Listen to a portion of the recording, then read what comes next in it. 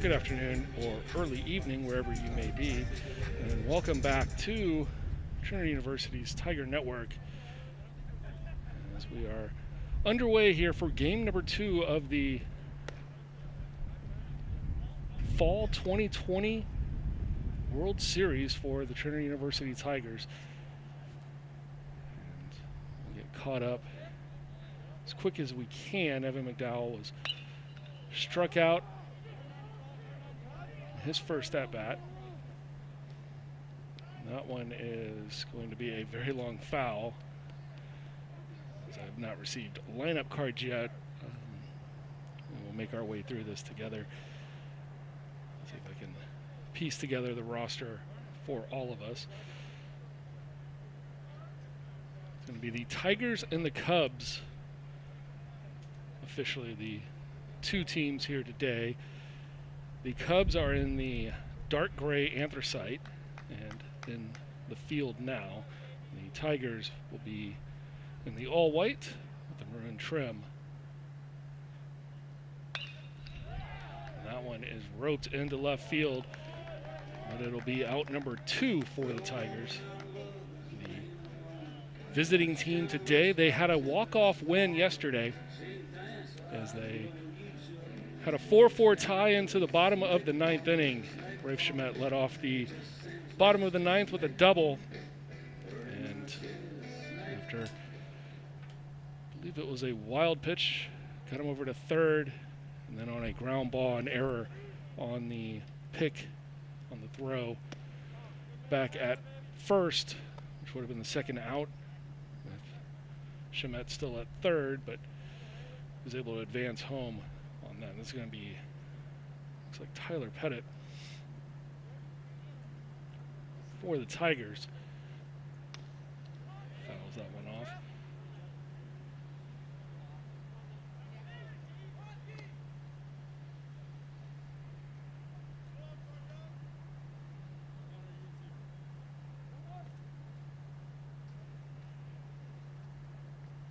Pettit with a strong year for Trinity season ago.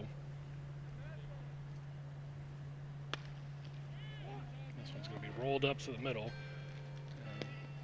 Nice play by first baseman to make the play. I believe that is Novellis over at first. And that will do it for the first half inning. The Tigers go in order. The Cubs able to set them down, and we hope to get a clean roster here shortly to help guide you through tonight's efforts and possibly even have assistant coach Andrew Waters join us here in just a few.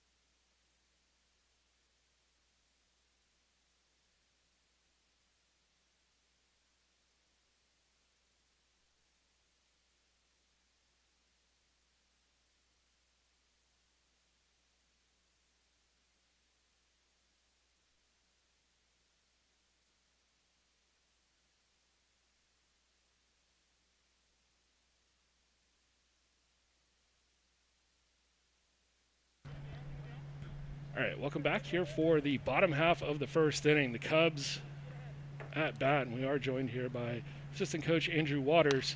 And hello, everybody. Shot over to the shortstop and an easy play for the Tigers out in defense. And that was number 7 for the Cubs. Jack Baker, freshman out of Houston, Texas. Zach Freshcorn's on the mound right now out of Waller, Texas. We're really excited about him. Played on a really, really good select team. He was highly recruited, so definitely see it as a big win for us. Really knows how to pitch. Velocity's probably 82, 84, but as you'll see shortly, he's got a lot of movement on his fastball, so plays a little bit harder than that low 80s, without a doubt. Big, strong frame.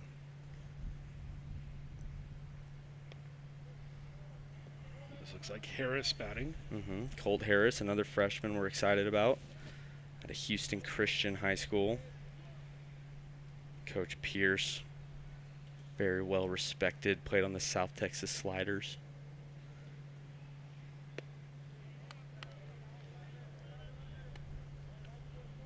Freshcorn missing with that one. I believe the count's 2-1. 3-0. And there's ball 4. Yeah, so the Tigers took a win late last night, 5-4, the bottom of the ninth. Kind of getting acclimated to the game speed. Try and simulate it as much as we can in practice, but, full uniforms, umpire, it's a little bit different, so hopefully we can get a little more action today. Yeah, I was mentioning that one when we top of the first inning, and that game had a chance to go into extra innings. It was the unfortunate error that allowed Chemet to score. Yeah. The two teams seemed to be pretty competitive last night. Yeah, absolutely. We try to balance it out. I mean, we have a really, really good, strong freshman class. Lack of experience, obviously, so we kind of loaded them on the pitching side. Try to make it a little more even for them. So that one's going to get all the way into shallow right. And allow Harris to go first to third. Good base running.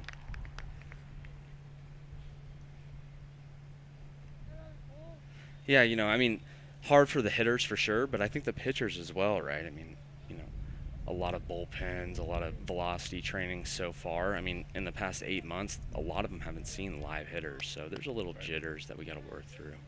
I think that's natural. Yeah, and I think maybe now more so than any time before, as the Cubs are going to come across on the wild pitch and score the game's first run. And we'll jump out early. Go by aggregate scoring. They've now tied the series. There we go. Young guys putting a little heat on the older guys. I love it.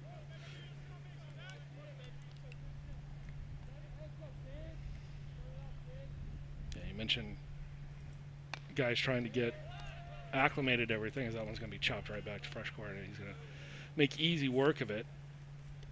I believe that was Holloway batting for the Cubs. So the Cubs, in our recruiting class, there were 3 guys on the South Texas Sliders, and this is a select organization that we have a long history with. They're located here in San Antonio. Christian Holloway, Colt Harris, who just scored, and then Joseph Chavana, who threw a gem for the Tiger side last night. We always try and get guys that are familiar with each other as much as we can. Going back to when I played, that was a big key of my team. A lot of my teammates played high school ball and select ball together, so if you can bring that in along with, obviously the talent that they have, we see that as a big advantage. Yeah, absolutely. And of course, that was the graduating year 2016. Yep. Finished the 2015 season, basically finishing 3rd place overall in the nation, and in 2016, of course, winning it all. And good pitch. Coach Scannell not giving him the strike there on the breaking ball, as I thought it might have caught the corner. Coach holds him to a pretty high standard. So is it McNaney? Yeah, that was going down on strikes. That was Mac McNaney, Albuquerque, New Mexico kid, catcher, first base. very athletic for his size. Another guy we're excited about.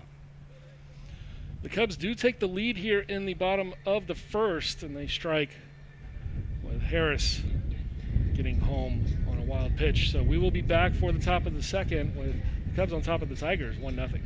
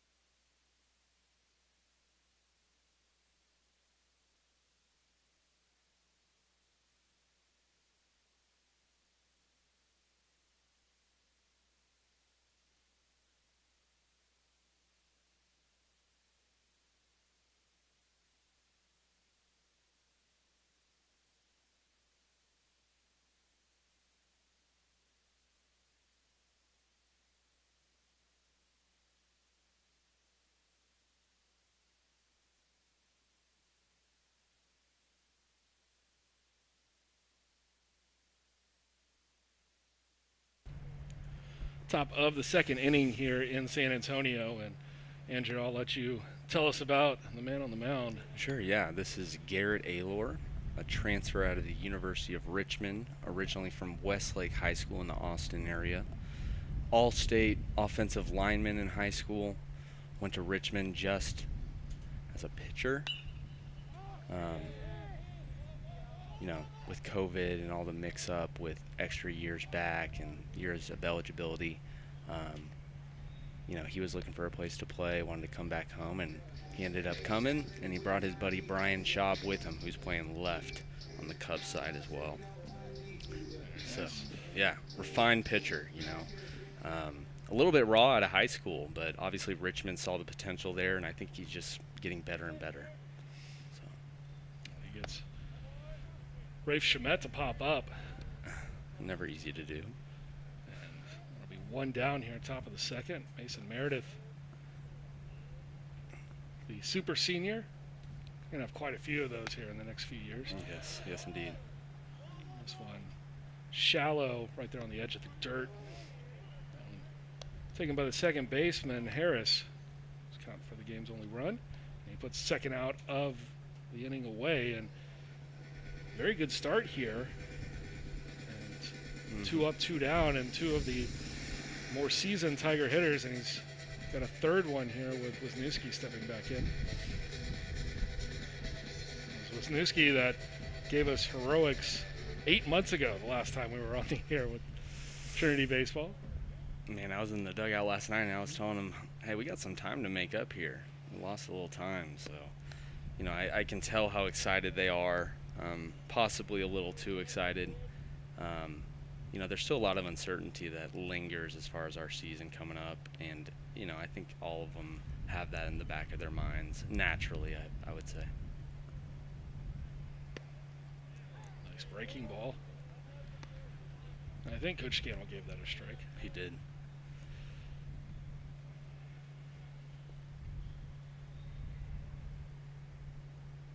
Wisniewski with a walk-off in the second to last day before he had to break for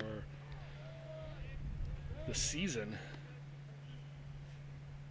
That was a fantastic finish for the Tigers, and of course we canceled the season pretty much the day after that, and very much a loss, because I think with that comeback win, I believe that was against New Jersey. Yes. That Wisniewski had the game-winning homer. That's right. The big, I believe it was a 4-run deficit going into the bottom of the ninth inning was 4 runs, and able to come back and, granted, a game that we probably should have won early on, but the resilience and the fight. Last year's team definitely had a lot to prove. But also, I think most of those guys are coming back this year, so a lot of expectation, assuming that we get a season in the springtime, which hopefully we do. Yeah, absolutely. I think we're coming off a 2 in a row. We lost a series to Babson that we really wanted. They're really good competition that is from the Northeast that we don't get to see very often, and so that's always the makings of a skid. It's easy to get down on yourself and kind of lose that fire, but guys like Jack and his history of just competing, it really looked like things were turning around and that we were going to get on a little run, and unfortunately COVID hit. But like you said, we got a lot of guys back that are hungry to make up for lost time, and so I hope we have the opportunity to do that. And the transfer from Richmond, not wasting any time, so he puts the Tigers down in order again.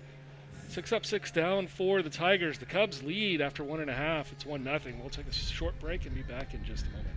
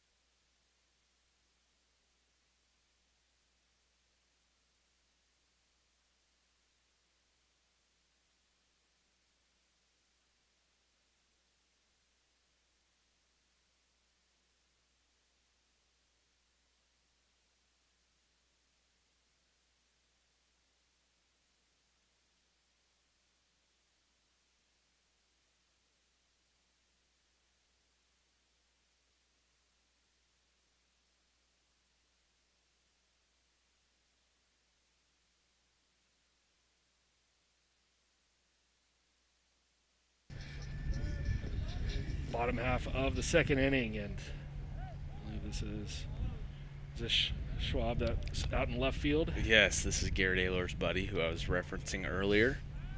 Brian Schaub out of Pennsylvania, the Philadelphia area. Played a lot his freshman year at Richmond, had 6 home runs, about 110 at-bats. Went into his sophomore year, got playing time there, and then COVID hit. And the story is at Richmond they picked up about 10 transfers, and when that happens, obviously they got to take some guys off with a 35-man roster limit. Brian was one of them, unfortunately for him, but also fortunately we got to bring him in here to Trinity, and we're super excited about him. Just very refined and mature. He's an awesome guy. Yeah, I guess the upside to what I would say is probably a disastrous effect across the nation. Quite a few teams just dropping their programs altogether, not only baseball but various other sports as well. It's a very unfortunate situation for student athletes, but the trickle down is that even if you don't get guys that came from a program that completely folded, like you were saying, if a team receives guys that did, right, then some of those guys are going to be looking for a place just to go play. And I think that's going to really up the level of play that we see at D3 over the next couple of years. Oh, for sure, yeah. That, along with a five-round draft, and it looks like it's going to be another 5-round draft this year. So it's a backlog of talent. And so college baseball is going to, make off that in a good way. I hate to say that for kids that are, cut off their team or whatever, but they come to a place like this, you can definitely still realize your dream of professional baseball, get a great education, and so again, just happy to have Brian. Great to see him get a little base knock of the middle.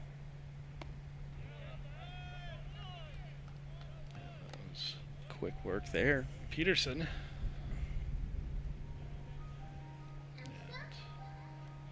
And looking at the makeshift roster here, I believe this will be Newman for the Cubs stepping in.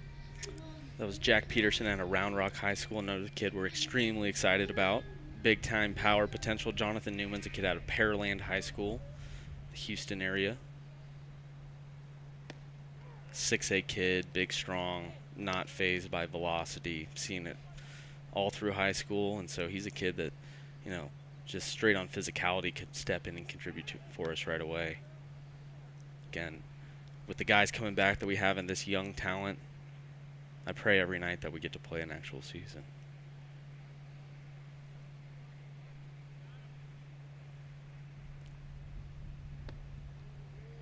First quarter misses outside.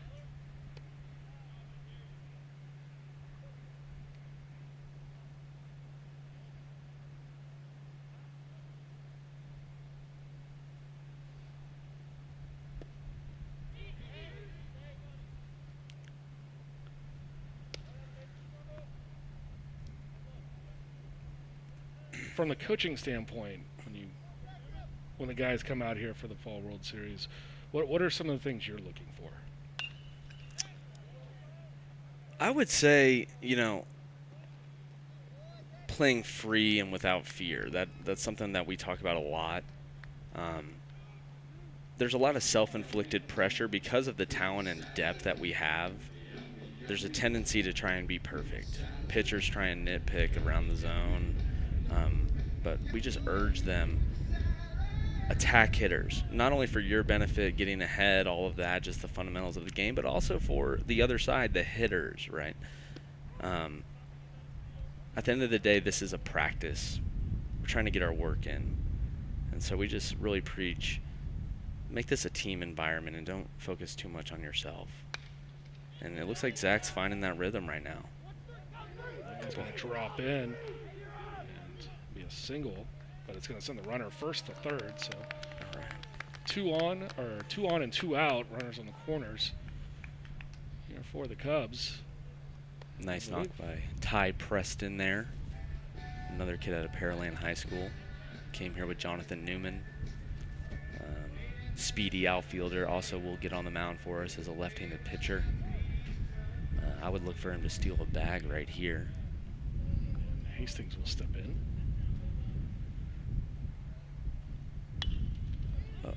Flies that one, but it's not going to be enough. And easy work for Rafe Schmidt. And that will do it for the bottom half of the second. The Cubs do get another hit.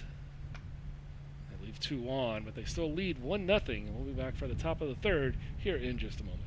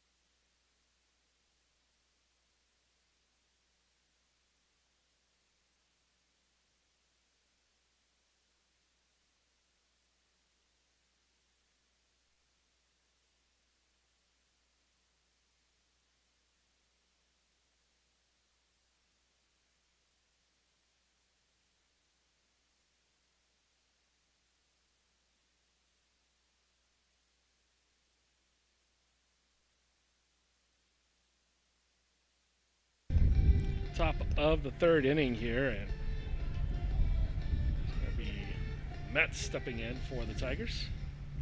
MJ Metz. Possibly one of the most naturally gifted players that we have on our team. Extremely hard worker, wants to be good, wants to shake the perfection, kind of mindset that I was speaking of earlier. Metz has been given a lot of opportunities. We believe in him, and now it's just he's going to continue to get opportunities, and we support him the whole way through, and we're just ready for him to kind of own it and become a solidified dude for us. Yeah, I'd say from a statistical standpoint, one of the things you see about Metz is that he's a very high-risk, high-reward type of a hitter. Mm-hmm. He'll strike out quite a bit, but the upside to that is he also, when he gets a hold of one, will inflict a lot of damage to the opposing team. Yeah, exactly, Josh. And that's kind of the perfection idea of what I was talking about, right? Is the swings in the past have been, do or die, right? Bomb or bust. And we just urged him, hey, little knocks up the middle count the same as, a one-hopper off the left field wall that keeps you on first base. Great breaking ball there. And MJ, no fault for swinging through that one, as that was a fantastic pitch. That'll be one down here. Stepping in will be Vonderhaar. Yeah, back to Garrett Aylor and the curveball and coming from D1.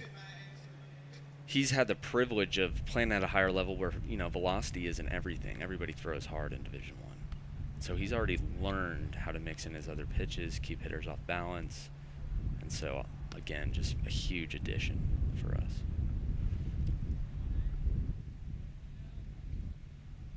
Yeah, and that's a huge part of things. You look at some of the better pitchers in D3, and that's a key component of it. I mean, you've got a few.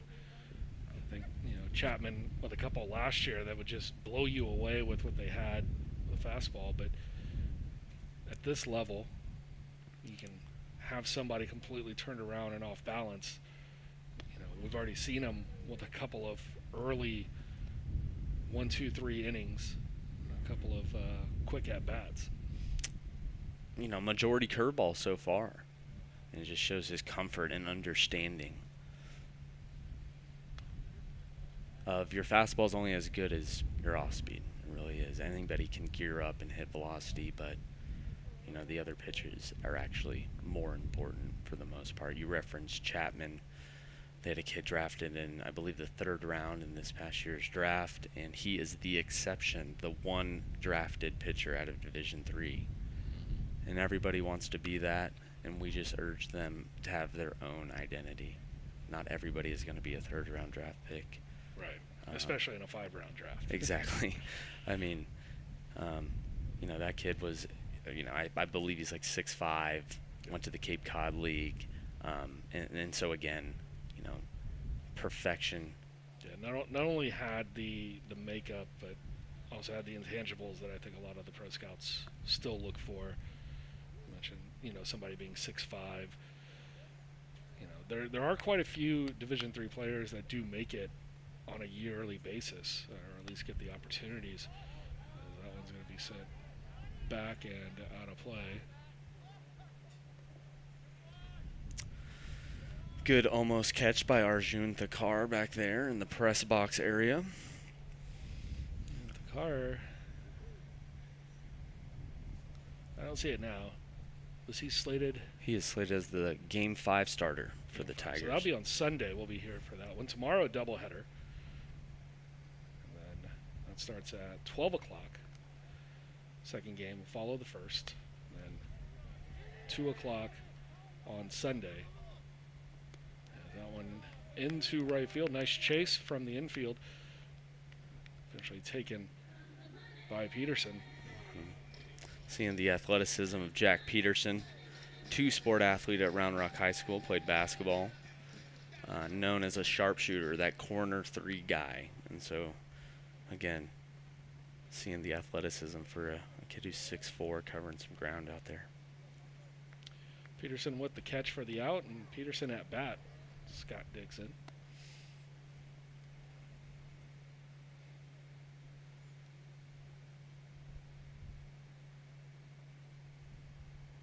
Peterson may have had one of the hottest seasons I've seen in a long time 2 years ago.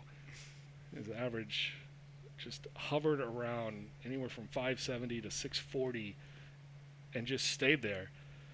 And the hard part was trying to find him a spot every day in the lineup. Yes.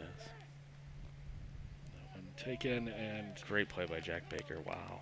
scooped up on the high hop. So another 1-2-3 inning. The Tigers go down in order. They'll be back to the top of their spot when we resume the top of the fourth. But first, the Cubs will come to bat in the bottom half of the third. Stay with us. We'll be right back here on the Tiger Network.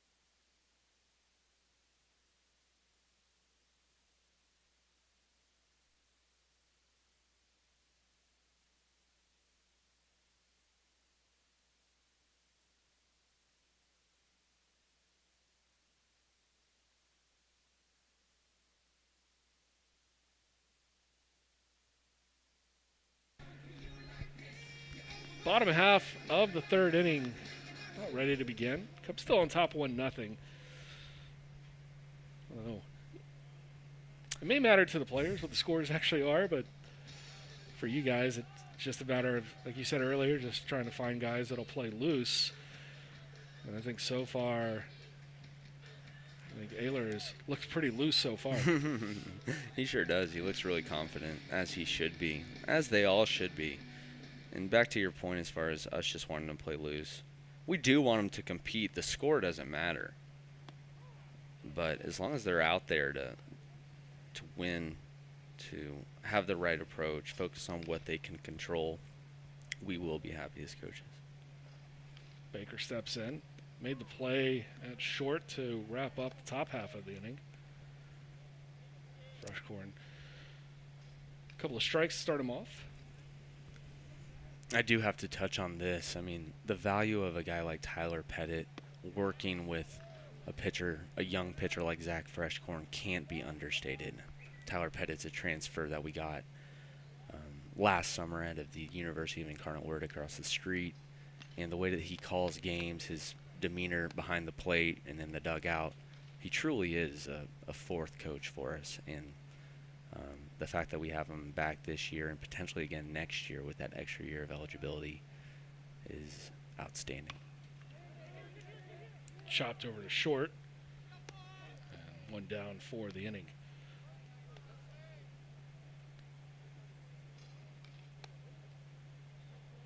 Wisniewski making the play for the Tigers. Yeah, Pettit, when you looked at Pettit transferring in last year, I think most of it was realistically it's, he's the type of guy that if he hits 150 or just 200, you're still extremely happy with the results because of what he gives you defensively. Oh, without a doubt, Josh. And then he helped lead the way for you guys early on. A couple of long balls, had a couple of doubles early on in the season. So anything he can do offensively just adds to it. Without a doubt. When we recruited him, the coaches at UIW, who we have a good relationship with, they're at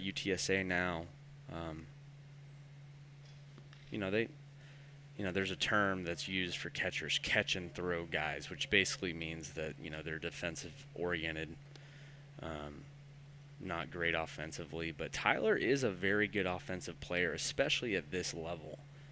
He ran into some trouble at UIW. There was a kid there that was actually not recruited who walked on and ended up hitting 16 home runs. And, when a kid unexpectedly does that, somebody ends up, finding the bench because of it, and Tyler ran into that bad luck. But Tyler's not a 16 home run guy, but, man, he can definitely hit the ball hard when he gets a hold of it. So, yeah, I agree. If he hit 150, he'd still play every day, but he's really a 350 hitter at this level. Swing and a miss. Down on strikes will be Harris. Seeing that movement from Zach Freshcorn, a lot of arm side run, some sink on his fastball, keeping those hitters off balance. At that point, you're not really even sitting on a fastball. It's almost a different pitch.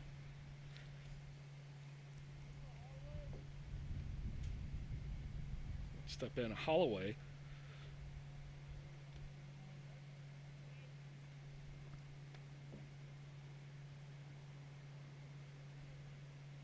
Christian Holloway is from Brownsville, Texas, Veterans Memorial High School. Another South Texas Sliders kid, like I referenced earlier. I like, mentioning that, Josh, because that select team ended up being ranked 4th in the country by Perfect Game after that summer. Coming off, playing competition like that. Highly recruited, some D1 offers. St. Mary's here in town offered them, and so another huge win. And excited about the future with a guy like Christian Holloway. Yeah, we mentioned a couple of programs around the country shutting down, but when you look at the landscape here in Texas, it's not, we do have a lot of great players coming out of Texas, but we also have a lot of programs here in Texas, so not just going to find guys just because you're in Texas. That is absolutely true. I couldn't agree more. In the past, we didn't focus on Texas for that reason, because of the competition that we'd faced recruiting-wise. And so whenever we can get that Texas, that homegrown talent. That one shot into center field. Oh, wow. And wind up. Not sure if there was delay getting that one in. It seemed like it, and I switched cameras to the wrong one accidentally. So they get trickled by Mason. Took a bad hop on him. He's got 2 outs with 2 guys and runners in scoring position. Let's see if Matt McNaney can, add to the lead here for the Cubs. And McNaney will step in, wearing the 29 here in the Just Grab a Jersey College World Series.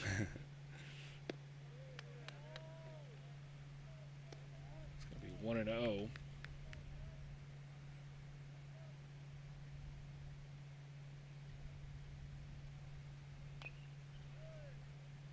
Since we get to score this ourselves, I'll give Jew a double for that one. I love it. Yeah. Senior's been around for a while. Get the benefit of the call. And McNaney just practicing the swing. Really nice outside breaking ball there from Freshcorn. He's been doing a good job of hitting the outside spots. He sure has. It plays on the run of his fastball. Kind of working both sides of the plate with movement that keeps it under the hitter's hands, and then their eyes shift there, and then the big looper keeps them off balance. And another spot where having somebody like Pettit, if that's going to be a shot over Shamet's head into right, and that'll score 2, and going for a triple. Got him. And not going to get it. It'll be a 2 RBI double to end the inning. Thrown out at third. Great effort all around. Rafe Shamet made a great attempt. And then, Matt McNaney showing his athleticism that I referenced earlier. Maybe a little bit too aggressive, but hey, that's what the Fall World Series is for. Exactly. Well, the Cubs strike again, and they take a 3-0 lead after 3 complete. We'll be back for the 4th here in just a few.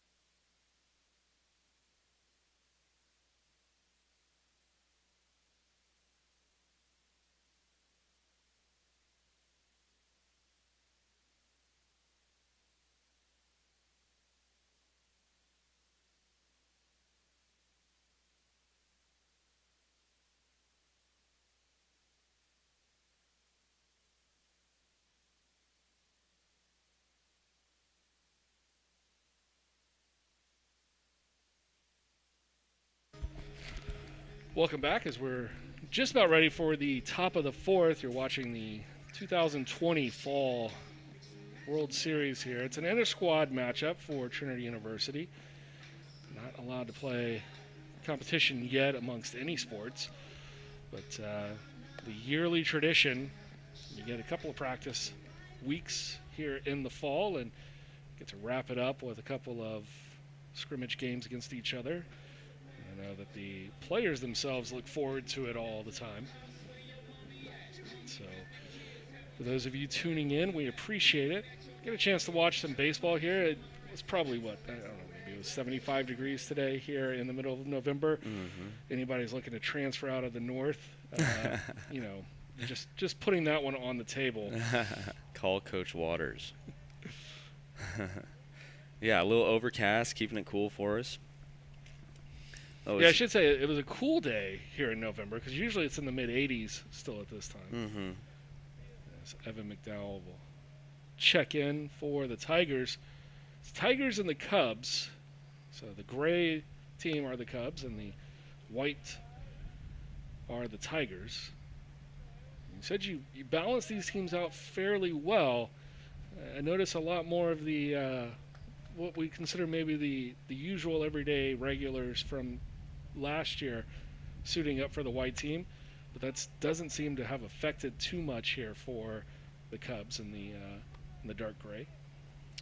Right. Again, we gave them our most talented arms, like a Garrett Aylor, to kind of balance it out. So the Tigers have the experience, but they're also facing, the better pitchers, and then, the young guys get to have that benefit. So have the 3-run lead right now, working from a game behind after a loss last night, so hopefully they can tie it up here and can keep this series competitive going forward.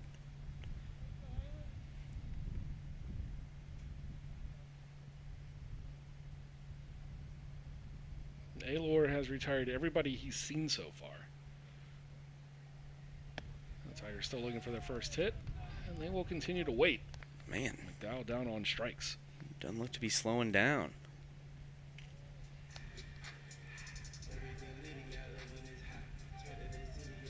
That's going to bring up this Brolick. Looks like Brolick. Nate Brolick is an Antonian High School kid here in the San Antonio area. Had a line shot out to left field last time off of Garrett. See if he can find a hole out there this at bat.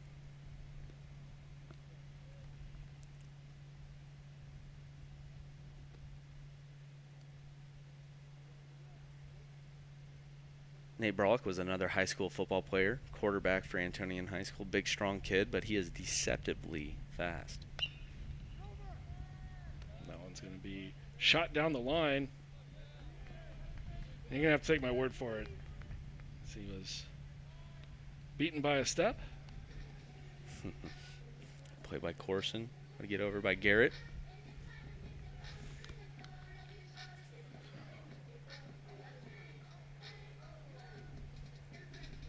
Got a pitcher that's helping his own cause, making plays out in the field.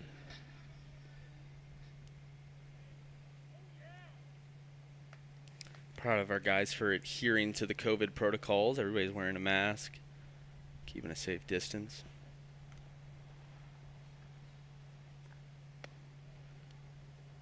The only one that does not have to wear a mask is the pitcher, as you can see. Well, they're 60 feet from just about anybody, so should be safe. Hopefully fairly well socially distant there. Fouled off. Cade Momsen stepping in for the second time.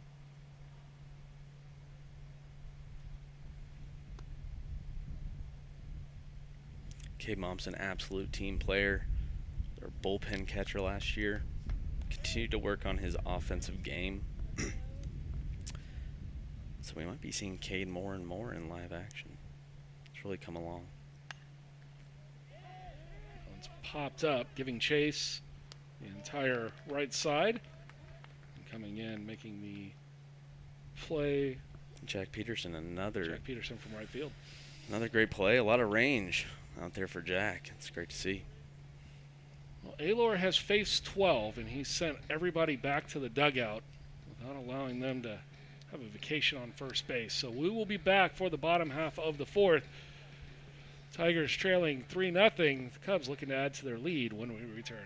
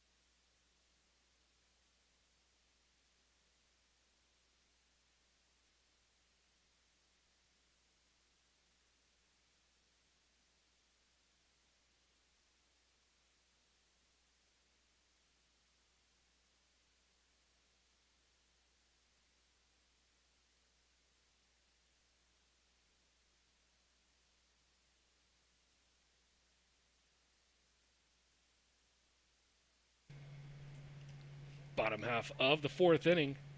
And for the Cubs, stepping in, Schaub, the Richmond transfer. His second at-bat of today. Got off to a good start with a base knock up the middle. See if he can get the Cubs going once again, add on to that lead.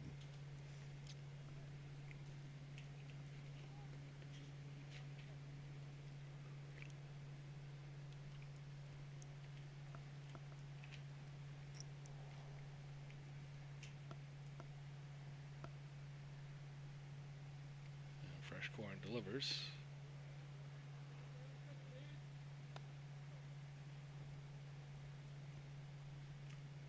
We were talking a little bit off air about Tyler Pettit, keeping the pitcher in an aggressive mindset. You can see fastball to start, and then 2 breaking balls. Got to go back to the fastball here. Foul ball. Yeah, particularly last inning. Cubs did a great job scoring the 2 runners on second and third, but having a good defensive catcher back there allows you to keep yourself aggressive. You don't have to shy away from a breaking ball against a hitter when you've got a runner on third base, particularly in a close game. You're allowed to go after hitters the way you really want to, especially the way the coaching staff would like to. That's right. Uh-oh. That one shot into left field, going back, and that one just got caught up. That was off the bat, that looked like that might have been one finding the gap around the scoreboard. But that one caught up. Not a particularly windy day out there today, but shallow left center. Meredith coming in to make the play. It is always deceptive wind-wise. So we have the building protecting us on the right side of the field. And so, might not feel windy on the playing surface, but some of those balls, once they get up in the air, they do get affected once they get up above that building. That one sent up about the same place. Yep. Meredith will camp under. A couple of years ago, he made 8 in a row in center for the Tigers. Is that right? There were 8 consecutive F8s. There might have been one technical line out in that process, but I don't remember who we were playing out. It might have been Hardin Simmons 2 years ago. That might have been the game that he hit a walk-off grand slam.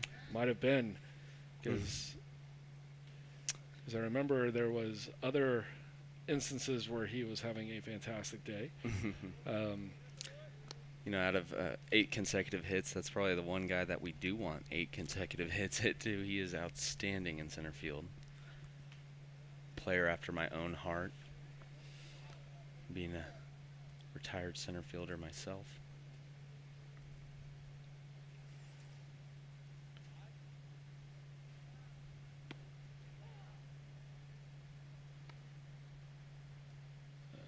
Coach Scannell calling the strike here against Newman.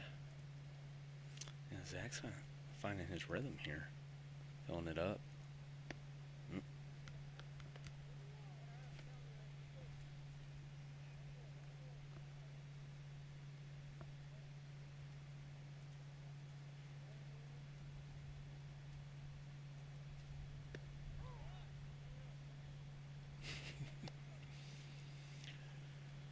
Now we've got Coach Scannell on camera here, so we can send him the film afterward and let him see the the calls that he made. Great. I'm sure there are a couple of umpires that would be like, just give me a copy of this because I want to show him what he's calling compared to what I call.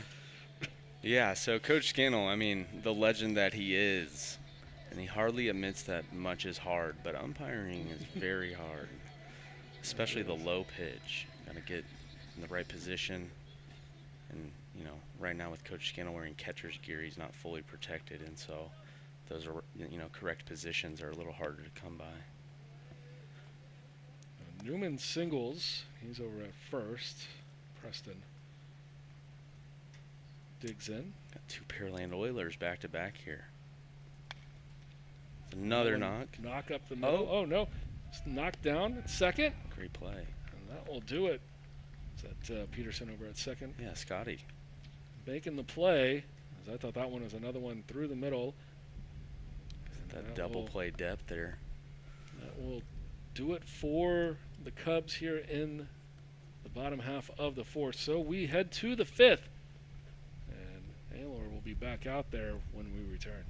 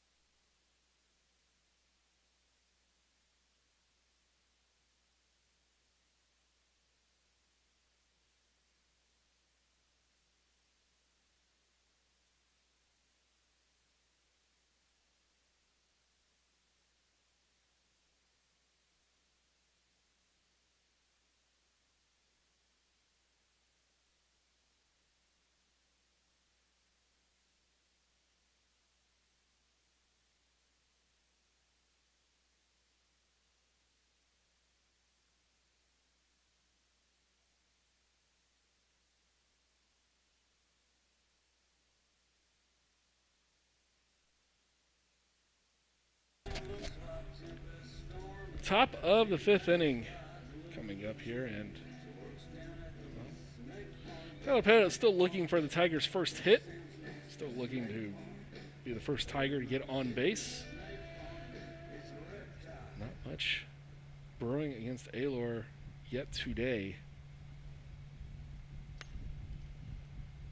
That one's fouled back up on top of that Bell Center roof that you were talking about earlier. Mm-hmm. You can just see that Garrett's, relentless as far as pounding the zone. First pick strikes, key to this game, getting ahead. That said, he's facing another salty veteran, Tyler Pettit, another Division I guy. I would feel real good if I were the Tigers here. Getting one going, getting an inning going.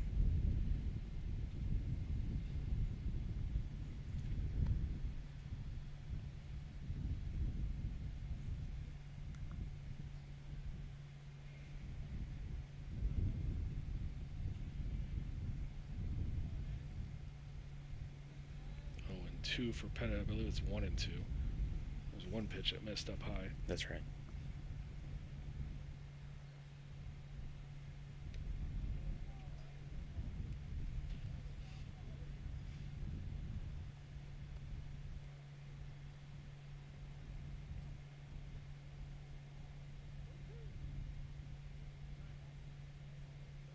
No, 0 and 2. No, there it is. 1 and 2.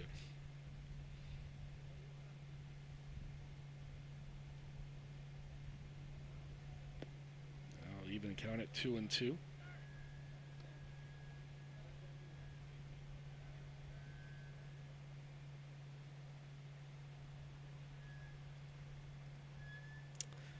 And being, still the fall, still working up stamina and arm strength. This could potentially be the last inning for Garrett. I'm hoping as a coach that the Tiger side isn't just waiting for that to happen. I hope they can get to Garrett here.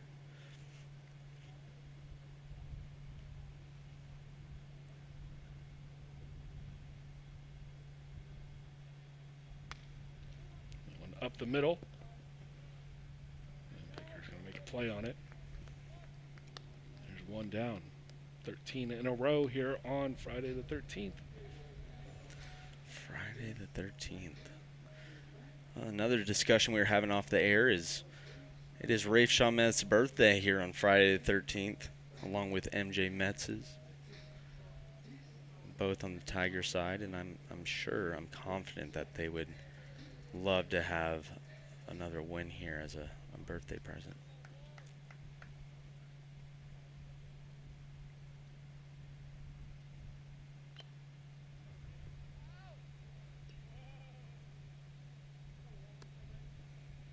For Chamet, one of the birthday gifts, just a chance to play.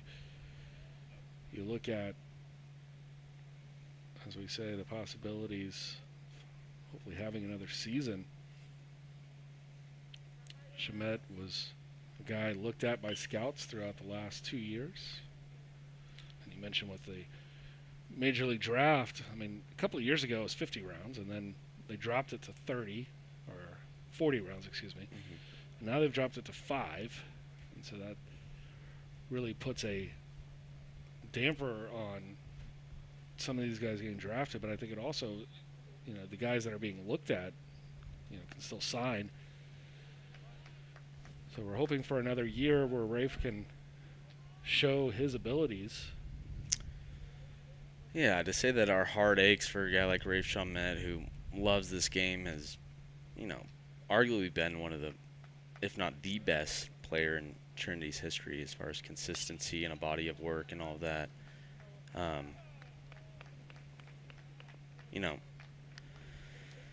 The season again is still uncertain. But I just can't say enough about Rafe. Trinity did a great job of allowing him to come back. He's working on his 3rd major currently at a school like Trinity, so I don't know if the people viewing this have met Rafe Chamet, and Even if the professional side of baseball does not work out, he is going to be an extremely successful person in the real world. The senior from Sugar Line Clements with the first hit of the afternoon for the Tigers. There we go. I'll bring up Mason Meredith.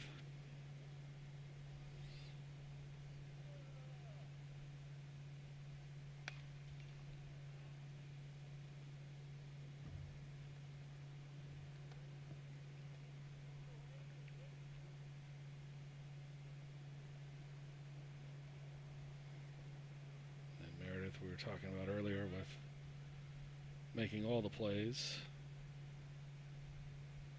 out in center field. 8 in a row.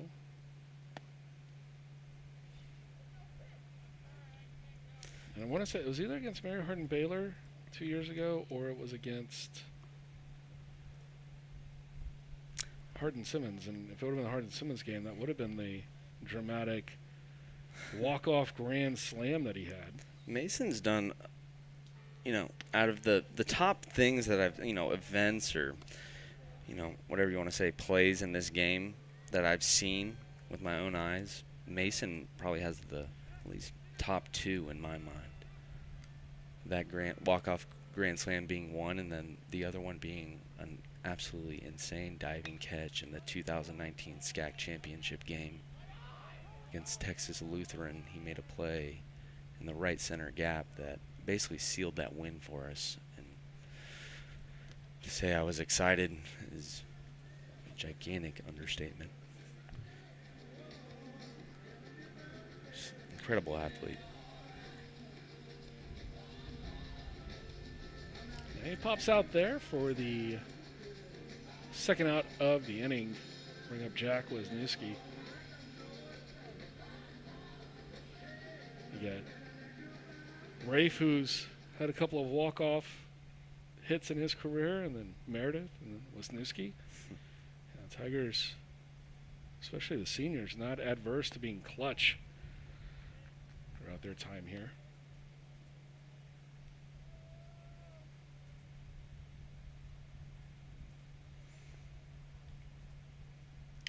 Especially when you have guys that relish in those moments, that want to be in those moments. And these 3 guys definitely are. Come from that breed, cut from that cloth. Shamet steals second.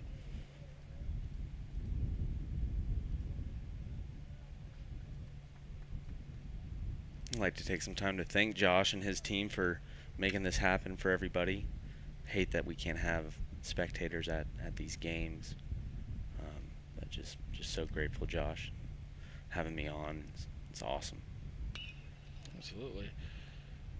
Sure, it's a treat for those at home to get a chance to hear, some maybe of the coaches' thoughts on their kids. As we have reached the halfway point, and through 4.5, still 3-0 Cubs. So they'll be coming to the plate. And we'll be back for that here in just a moment.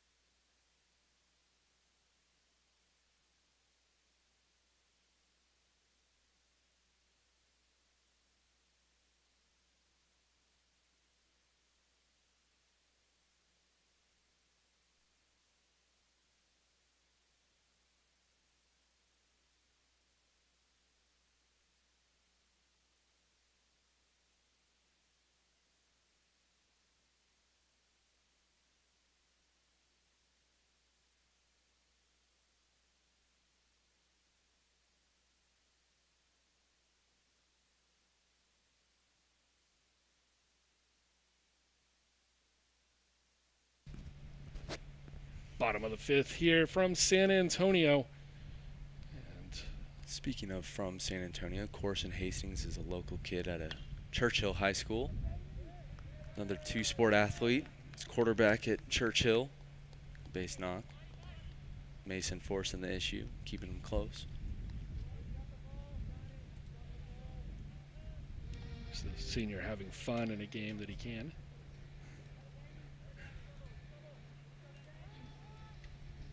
I would say that's the best thing about these returners is extremely hyper-competitive guys that want to win, want to be successful in all walks of life, but they have a great way of balancing, that intensity with, having fun.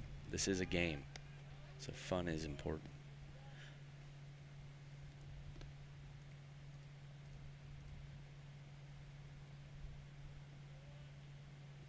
The last couple of years, we've had teams good enough to, and I guess one leads to the other, and the other one leads back to itself. Because if you're good and you're talented, you're probably having fun. Right, sure. And then if you're having fun, then you probably start winning a whole bunch more. That's exactly right, Josh. I can agree more. I mean, going back to my time as a player in my team, we wouldn't have nearly as much fun if we didn't win as much as we did.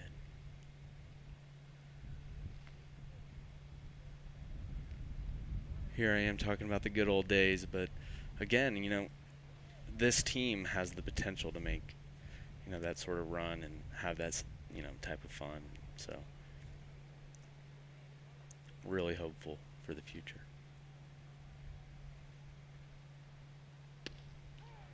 That team mentioned had a bunch of the core of that team had spent almost a decade playing together. That's right. By the time they were done. That's right. So what Josh is referring to is, I think, out of our, consistent starting, the seniors 10 from the 2016 right. team. Yeah, there was I would say 6 out of the 10. 6 out of the 10 were from Phoenix, and either had played together in high school or played at the rival high school. That's right. But of course, in Arizona, you play pretty much all the time. And so the guys, even if they hadn't played with each other the entirety of that time, knew the other guys well enough to, when they got here to Trinity, I don't think it was necessarily as hard of a transition trying to get to know what they were like. No, not at all, yeah. It was almost as though if you knew one, you knew all of them.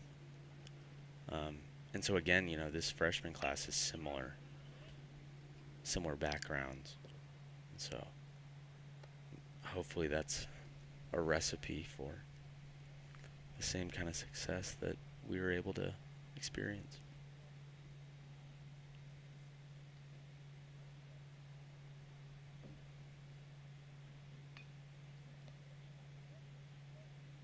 Cubs threatening once again.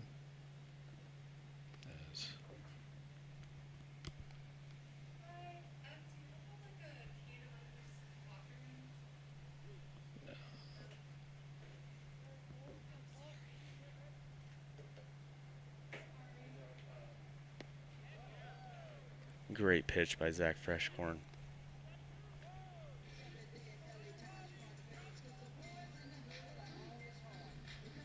Getting the strikeout there against Colt Harris. Got 2 outs. Runner on third. Adam Jew is at the plate. See if he can scratch another one across here for the Cubs.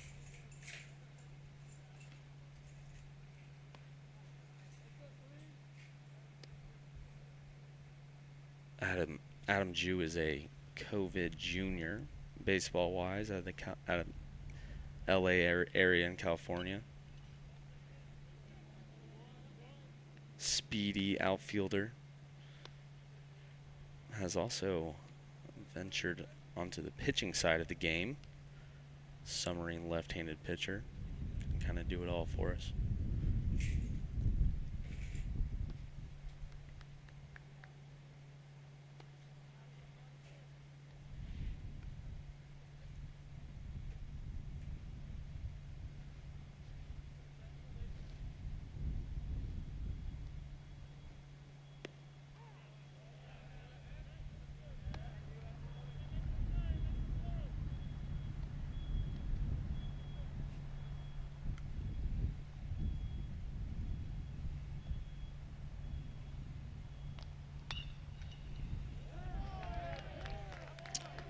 There you go. Adam Jew getting it done. A runner in scoring position, crossing the plate, 2 outs. Jew makes it 4-0 for the Cubs. So it's going to bring to the plate Holloway.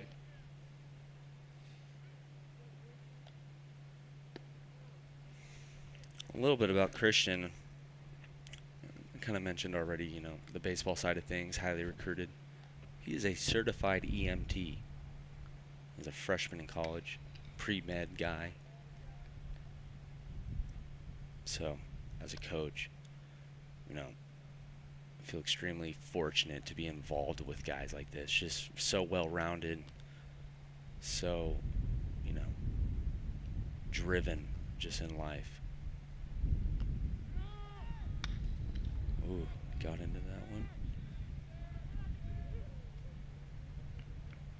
Good barrel by Christian. Good inning for the Cubs there. Another run across. Play 1. After 5, it's 4-0. We'll be back for the top of the 6th here in just a bit.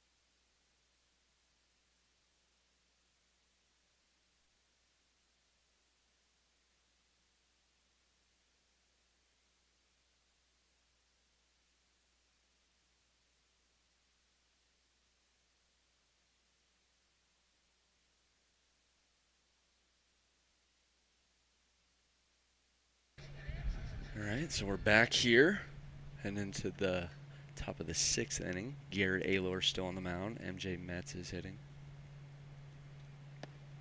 Strike 1 again by Garrett Aylor. Relentless.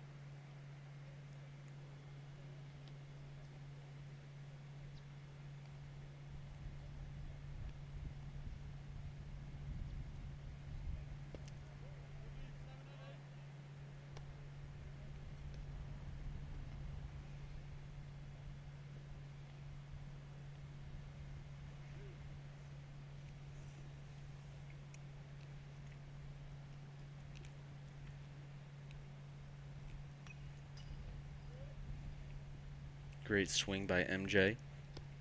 Great intent.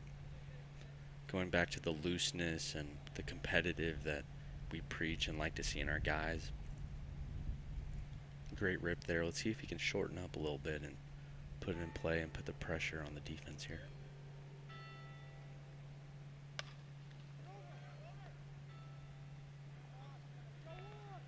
He did just that, but it appears Garrett just made a great pitch there on a curveball, low and outside. 1 out.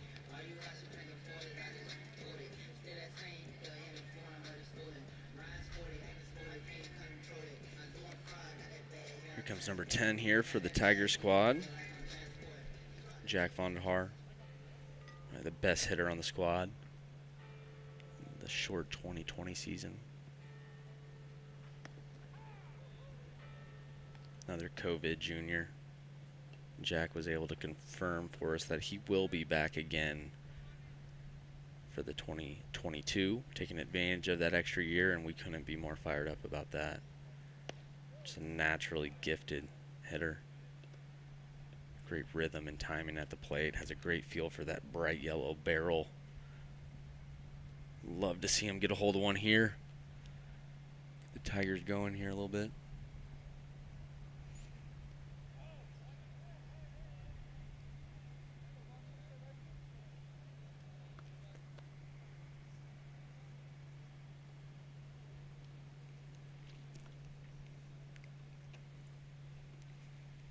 Garrett's working here in his 6th inning of work, like I mentioned. Try and let our guys go as long as they can starter-wise, since it is their last opportunity this fall. Obviously keeping in mind, the health of their arm.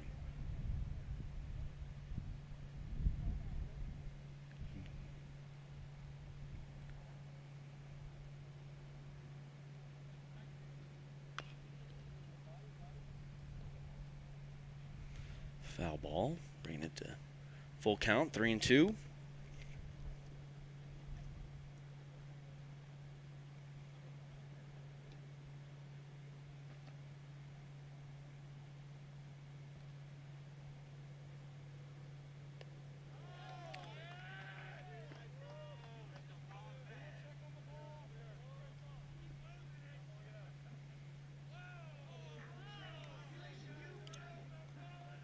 And as you can hear in the background, guys are having fun.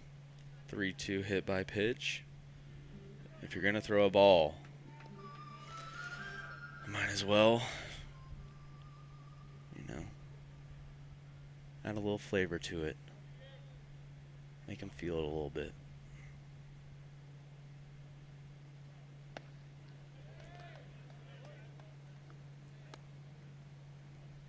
Brian Cardone getting his first at bat here in game 2. Two-way player out of Seven Lakes High School in Houston. Excuse me, Katie.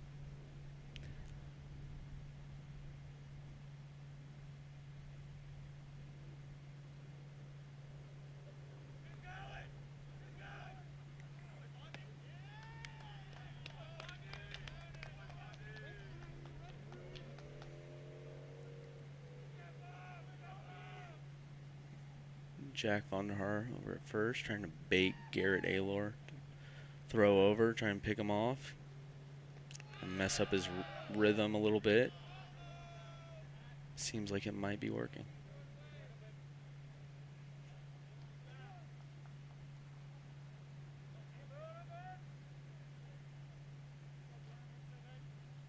Brian Cardone is a two-way player for us. Competitive pitcher. Will be a DH, plays third base as well on the offensive side.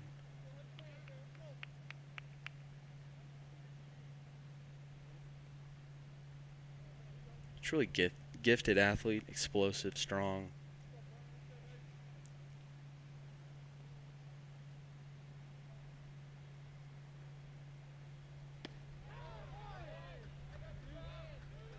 Garrett gets the best of him there with the outside fastball, bringing it to 2 outs. Cedric Bowman walking up to the plate, making his first appearance.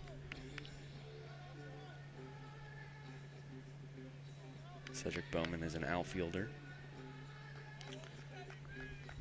He's a freshman, eligibility-wise. He was redshirted due to an injury last year out of the Fort Worth area.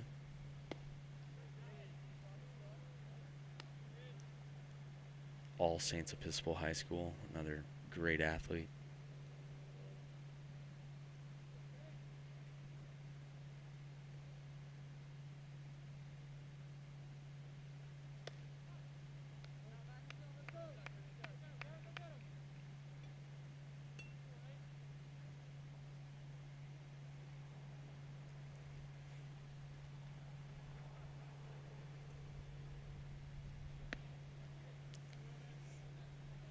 reference the backlog that college baseball is experiencing due to the COVID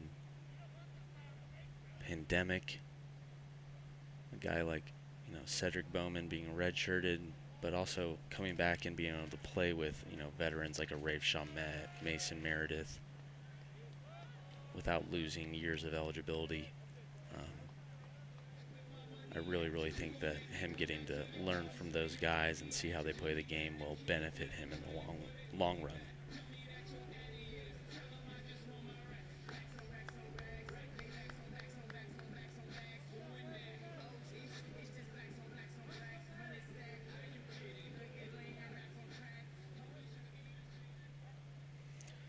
Evan Mcdonald stepping up to the plate for his third at bat. Evan is a transfer out of Prairie View A&M, joined us last season. He was at San Jacinto Community College before Prairie View. Long history of success in this game. Untapped power potential. Extremely happy to have Evan with us.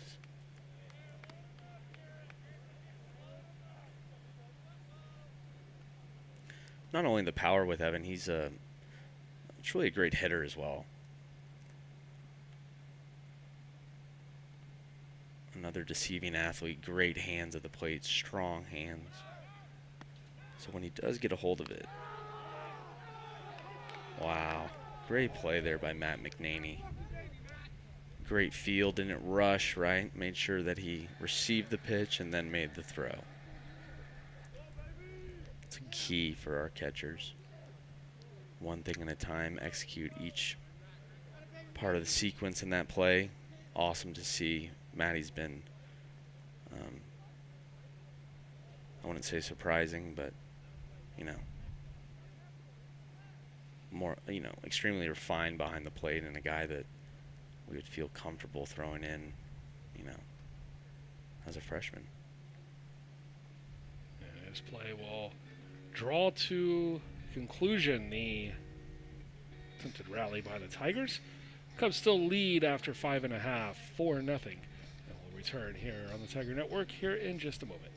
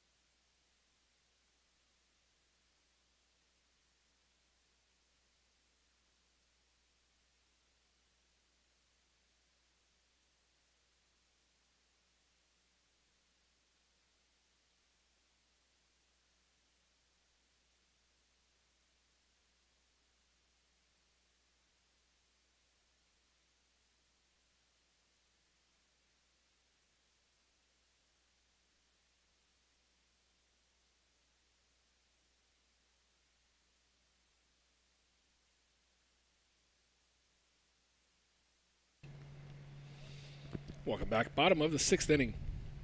It's going to be Hessler pitching for Team White. The Tigers going with the righty. And stepping in will be McNaney. He's already had a couple of solid plate appearances so far.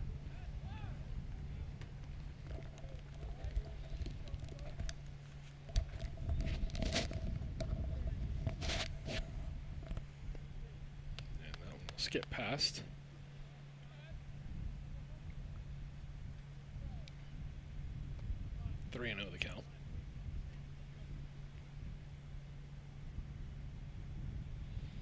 2020 Fall World Series, Trinity University here, inner squad. 4-pitch walk from Hessler. Brian is out of South Park, Colorado. Might recognize that name from the well-known animated TV show. Brian came in as a catcher, positional player, mainly left-handed hitter.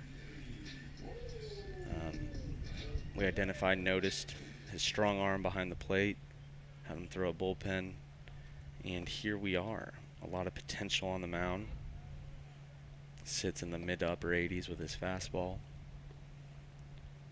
It's a good breaking ball, developing changeup. So he stands up against Schaub. Rolled over, foul.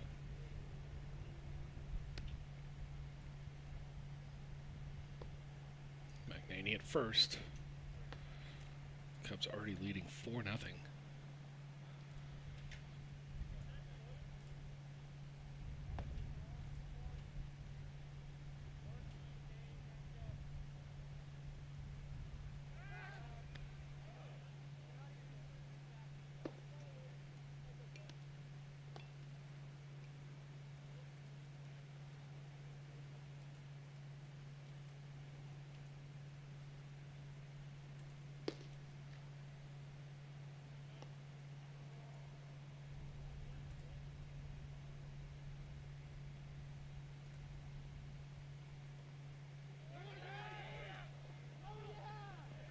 Heads-up job by McNaney. The ball in the dirt. Showing off some more of that speed. Puts himself into scoring position. And I think caught Pettit by surprise on that one. They're not going to send him back. So perhaps Coach Cano had called something. Maybe so. Make it a dead ball. Granted time before the pitch, possibly. And that would explain why Pettit was so nonchalant.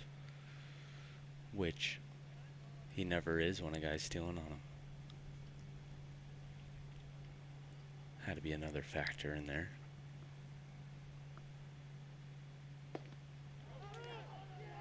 And as the old saying goes, the ball never lies. That one skipping away on the wild pitch. Hessler talked about you want to see guys come in and just cut loose and throw. And yes, maybe get into his head just a little bit too much. Mm-hmm. The pitching side's a bit of a different, mindset in the sense you have to, execute pitches. It's not as a straight-up athletic movement as, say, hitting, where you're reactionary. You have control over the game. It is the same 60 feet, 6 inches every time. And so, being sharp and precise is the key. Now on shallow right. Now calling off is Shamet. He makes the catch running all the way in.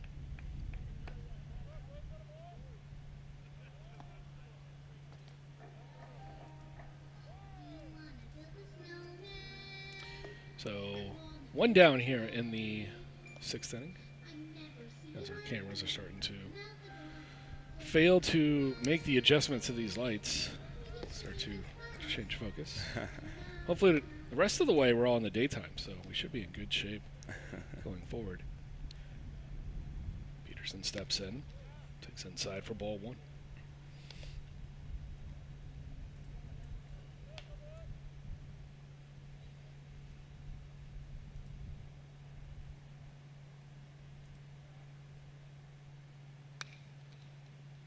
Rolled over to second. Peterson retires Peterson.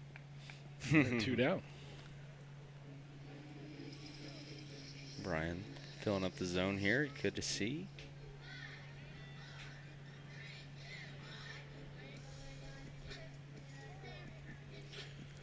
Ezra Gore stepping in, making his first appearance. Get a chance to make quite a few substitutions in these games. Yes.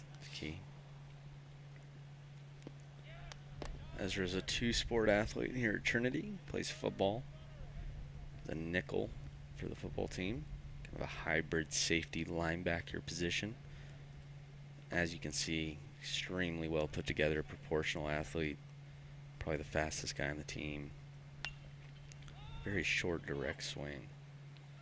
Pops that one up at the edge of the dirt. And Peterson will take it and retire Gore. That'll do it through 6. As we head to the 7th. Cubs on top of the Tigers 4-0. Back in just a bit.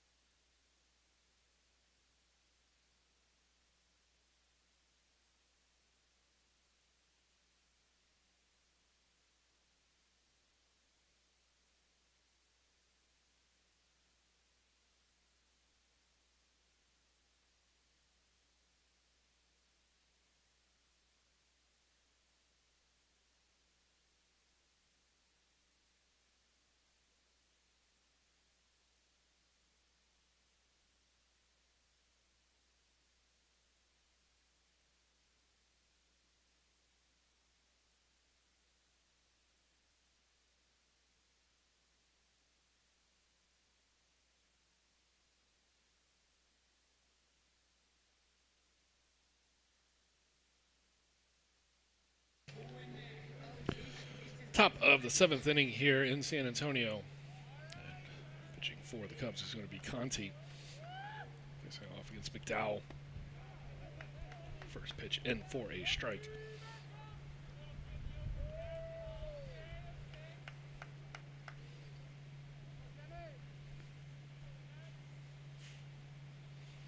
The left-hander deals. That one's going to be outside now, 1-1.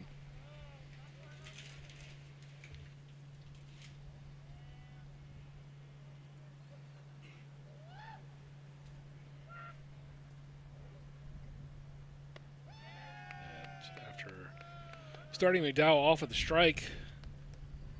2 have missed the zone. McDowell ahead 2-1. And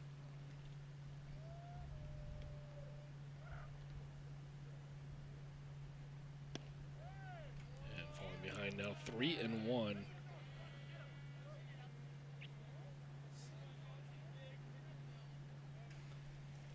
Sam Conti coming in here for Garrett Aylor, 2 Division I transfers. Sam's out of Northeastern University in Boston.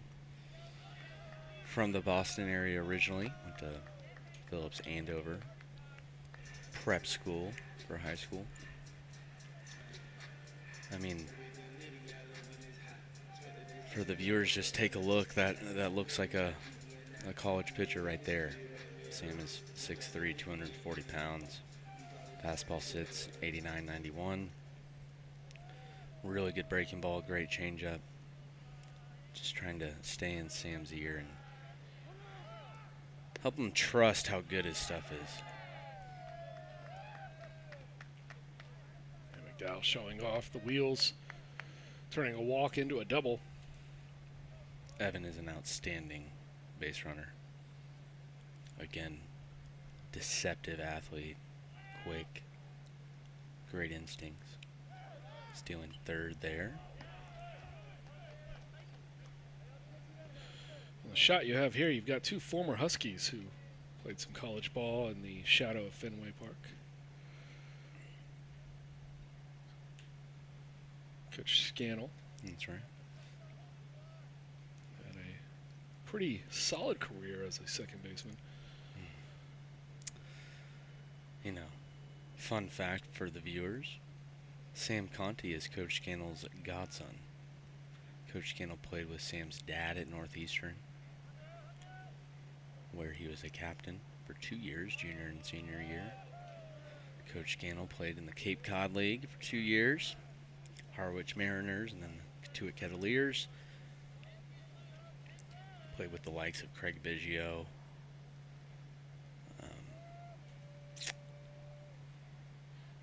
lots of well-known professional baseball players. As Brolick takes a strike.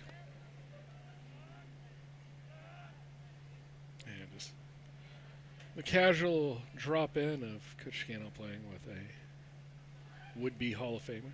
What's Matheny's name? The old manager for the Cardinals? Mike Matheny? Mike Matheny. Yeah. Played on the Katuitt Kettleers with Mike. Probably say Mike too casually. Casual is about what McDowell has done, turning a walk into a triple now with 2 stolen bases. No outs. Here we go, Tigers.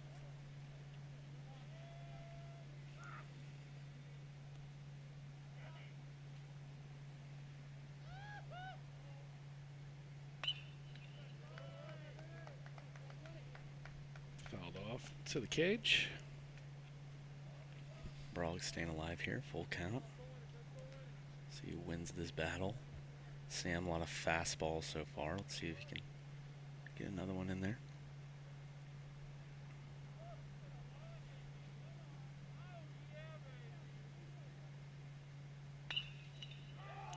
Executed that pitch. Brolick doing a nice job seeing it deep. 2-strike approach. Staying alive. Almost taking out McDowell off of third base.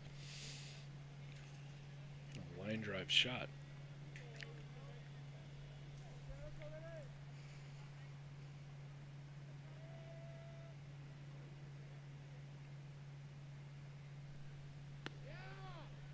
Oh, excuse McDonald, I apologize. Mm. And Nate winning that battle. Got first and third here, no outs. Here come the old guys.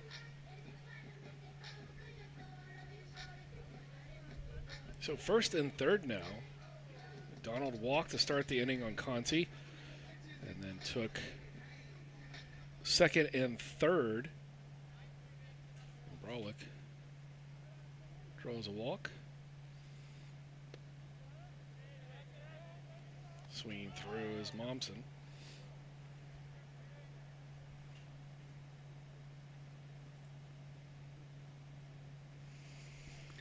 Watch for Nate. Another threat to steal a bag here.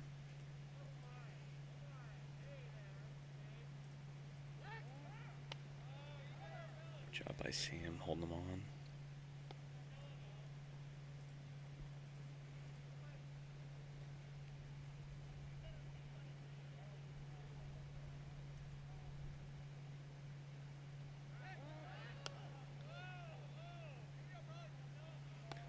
Continuing to keep him honest here. Got Noah Boughton playing first.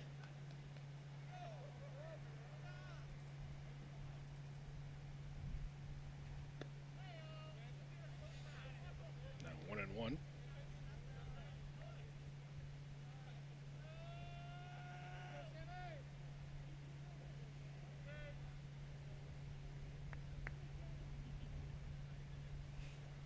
Conti looks in.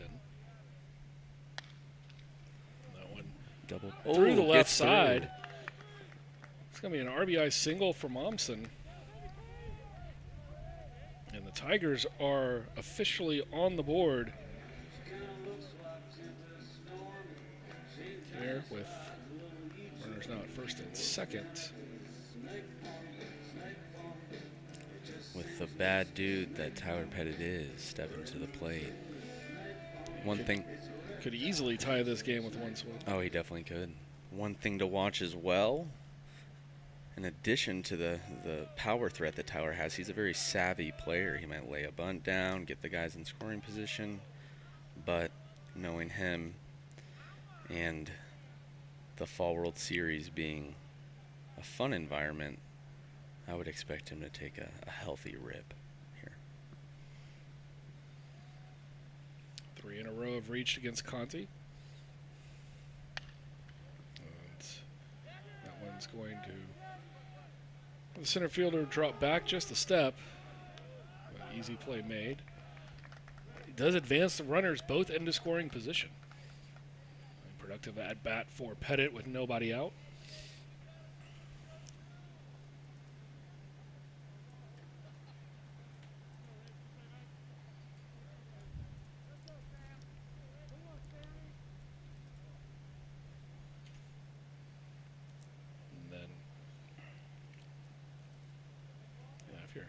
Rooting for the Cubs here, it just doesn't get any easier.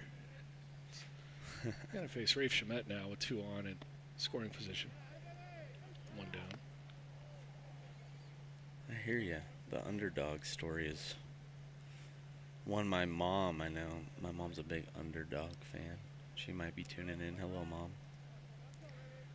Ever dangerous Rafe Shamet.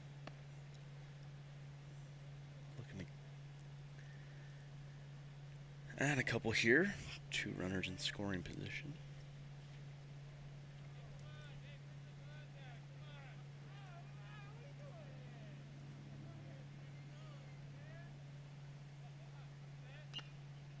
Great swing by Ray. Just missed it.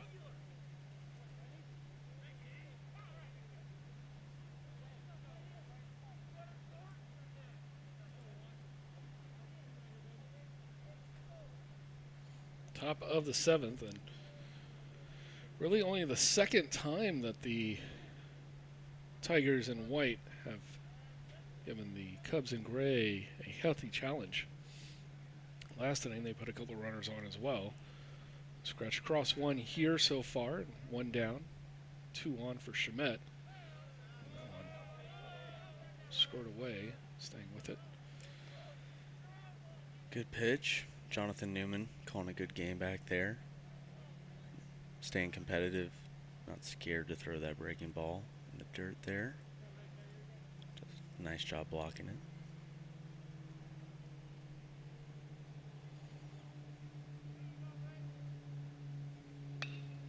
Shamet's going to send that one on a line into the gap. And that will fall in front of the center fielder. Going Shamet for 2. Racing around to second, and that's going to plate both of the runners. And I've seen that out of number 1 a lot in his career as a Tiger. True leader. Not only does he plate those 2 runs, he's also in scoring position himself here. Yeah, double last night to set up the game-winning run. And to double up here to bring the score within 4-3. Kind of expected these games to be a little close, the way that you guys had adjusted the teams. Yeah. They walk off last night, and Team White hoping to force the gray into a do-or-die bottom of the 9th for the Cubs. That's right. They would be either tied or back on top. Meredith will step in, and Mason. Opportunity to tie this game or send it ahead for the Tigers. We talked about that Hardin Simmons game from 2019. Of course, he had the walk-off grand slam in the 10th, but it was the 2-run shot that he had in the 7th inning that put the Tigers on top momentarily. So, identical situation here, basically, with runner on, down a run, thanks again to Josh for live streaming our games. We feel extremely fortunate to have this available. And going back to that game when Mason hit the walk-off grand slam, I was a newbie coach. I actually just showed up that January, and so I still had the the player energy in me. And on that footage, the live stream footage, you can see me going crazy, running up and down the third baseline. So if y'all are ever bored, viewers, you can always go back and look at Coach Waters losing his mind after Mason hit that walk-off.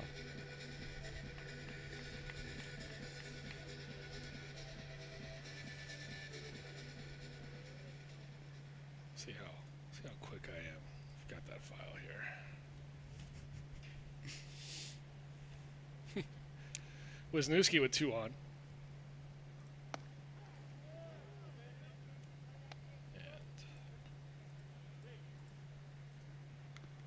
Go to the manual scorebook here. Spent the entire game pretty much not having to put any runners on. The starting pitching for both sides was pretty spectacular today. Double steal. Oh, and then wow. nobody there to pick up the ball. They're waving him. They're going to wave Meredith around, and that's going to be a 2-base error on a double steal that's going to put the Tigers in front. And the Bluebirds coming out of the dugout. They're having fun out there. I will point out that, one thing that is, different between the Cubs and Tiger squad is, the Cubs are made up of a lot of high school players, and they're not typically expected to play 9 full innings. High school is a 7-inning game. And so, as you can see, our older guys, and this is a big part of it, right? Just waiting to pounce. Right, exactly. They just maintain that even keel kind of focus and energy, and kind of seeing it show up here. Yeah. Wisniewski probably a little frustrated on that one because after that double steal, that might have played it a run. And heard somebody yell a good 90 there. I don't know if looks like he was safe. Tag was missed. I think so. Jack has an outstanding ability to hit to all fields, going down the left field line there. Left-handed hitter. Yeah, and you've seen that throughout the years, too. We were talking earlier about a couple players. About Metz, the birthday boy, being kind of a all-or-nothing type of a swing approach, but Wisniewski more of a just get the barrel on the bat type of approach. That's exactly right. That's exactly right. When I set the cameras up today, the one person I was thinking about was, will MJ fit in the frame? It looks like he just makes just it. Barely. He is a big, strong young man. Good pitch by Sam. Getting another pitch in the zone there, the breaking ball.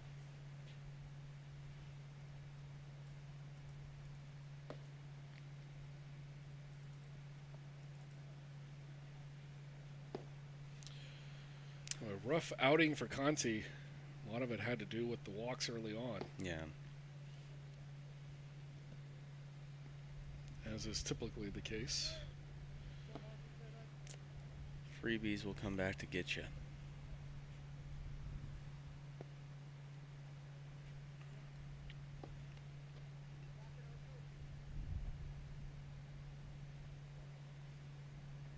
You talk about how this is more of just an extended practice. So, the performances and the outings here give you a little bit of maybe a sign or a clue as to how some players can handle a game situation, but in reality, it's, for Conte, maybe just a bad outing, just a bad practice. Yeah. Our message going into this year and has been this fall, we've broken it down into 2 categories: reliable versus unreliable.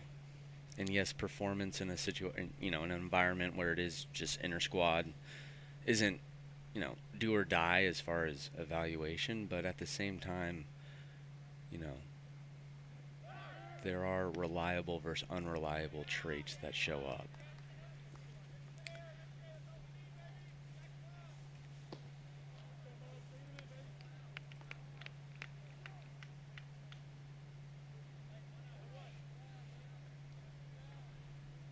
Mets with a runner 90 feet away, getting an RBI. Sac fly could do the job. And he skies that one, but foul.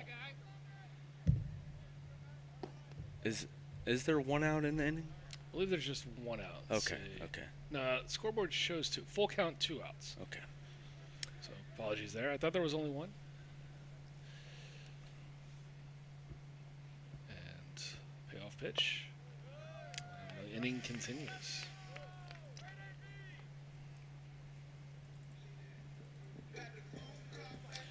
So they've taken the lead. They've got 2 on and threatening. The Tigers want more. So they send Vonderhaar to the plate.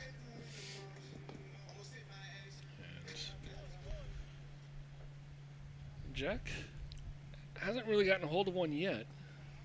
It's coming. With him, you always feel like it is. Of course, I think he really made his presence known to the Trinity faithful in a very clutch game over in Seguin his freshman year, delivering a late game-winning RBI.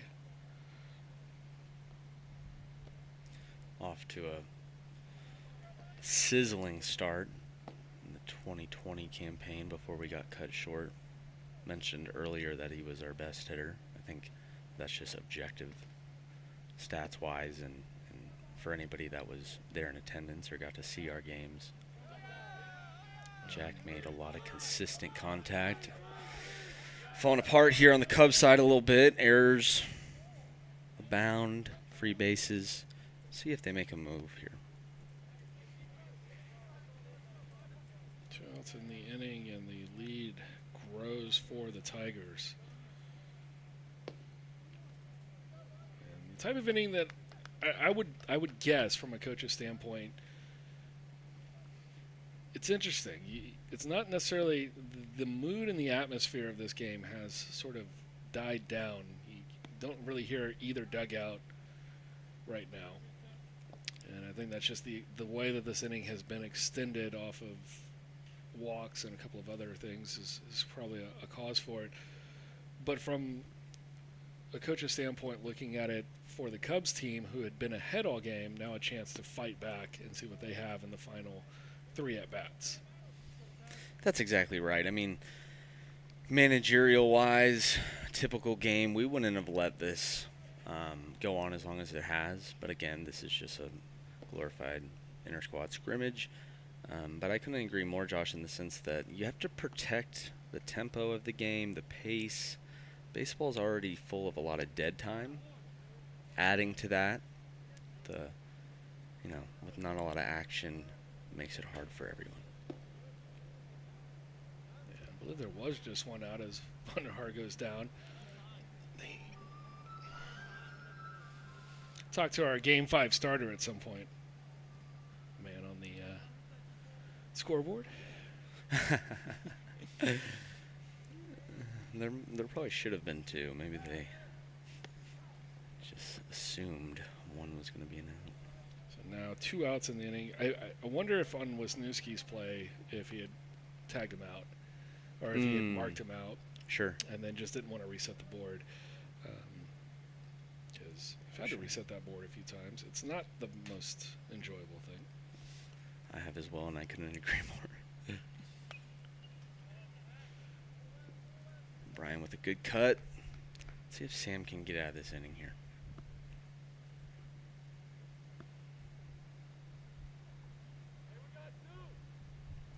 Cardone settling in. A guy who's played all over the field. Probably our only true two-way, at least at this point. See him occasionally on the mound. See him all around the infield. Mm-hmm.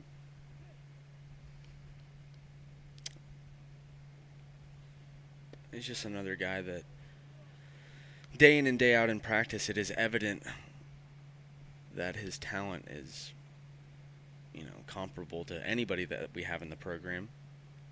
continue to give him opportunities in live action.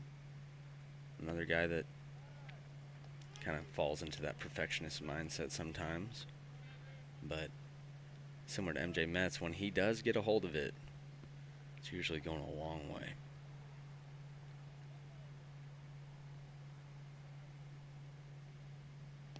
And the runner looks to advance. 7-4 to the Tigers, who won game 1 yesterday. So already ahead in the series. Now with a, not that a 3-run lead is commanding, but the vibe and the tempo of this,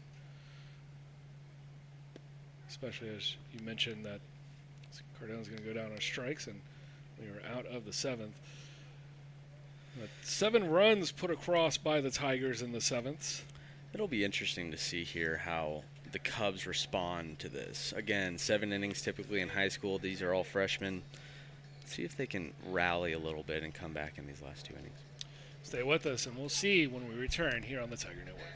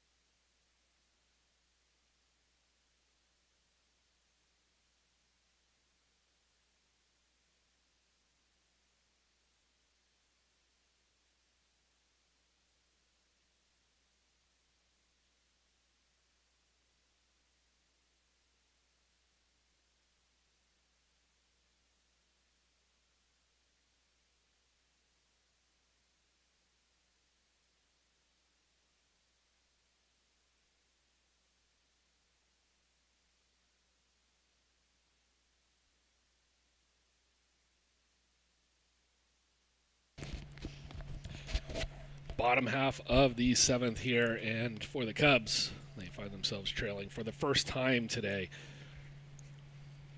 Hessler still out there for the Tigers. It's been about 20 minutes since he last threw a pitch.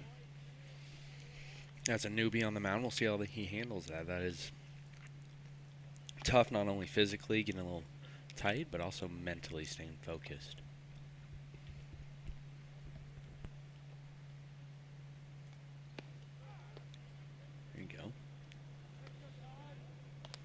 Preston takes a strike.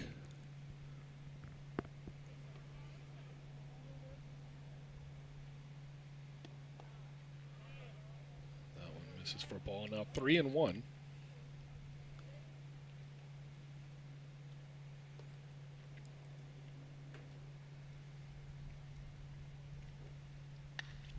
That one roped Great into stroke. the gap.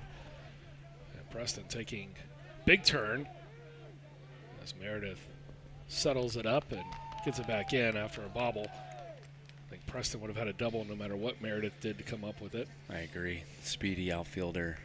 I think they might have hurt us, Josh. I mean, doubted them a little bit.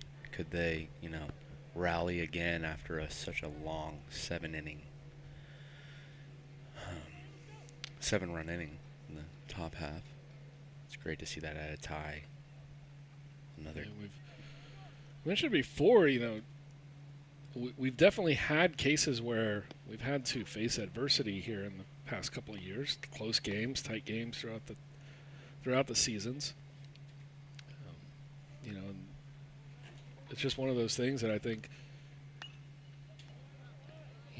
teams that are very successful, it just seems to just be passed down from group to group as newcomers come in. They just kind of around that atmosphere, and you just start to pick it up. And man, I could not agree more. I have been asked in the past, great rip there by Noah, talented hitter, great live hitter, Noah Boughton.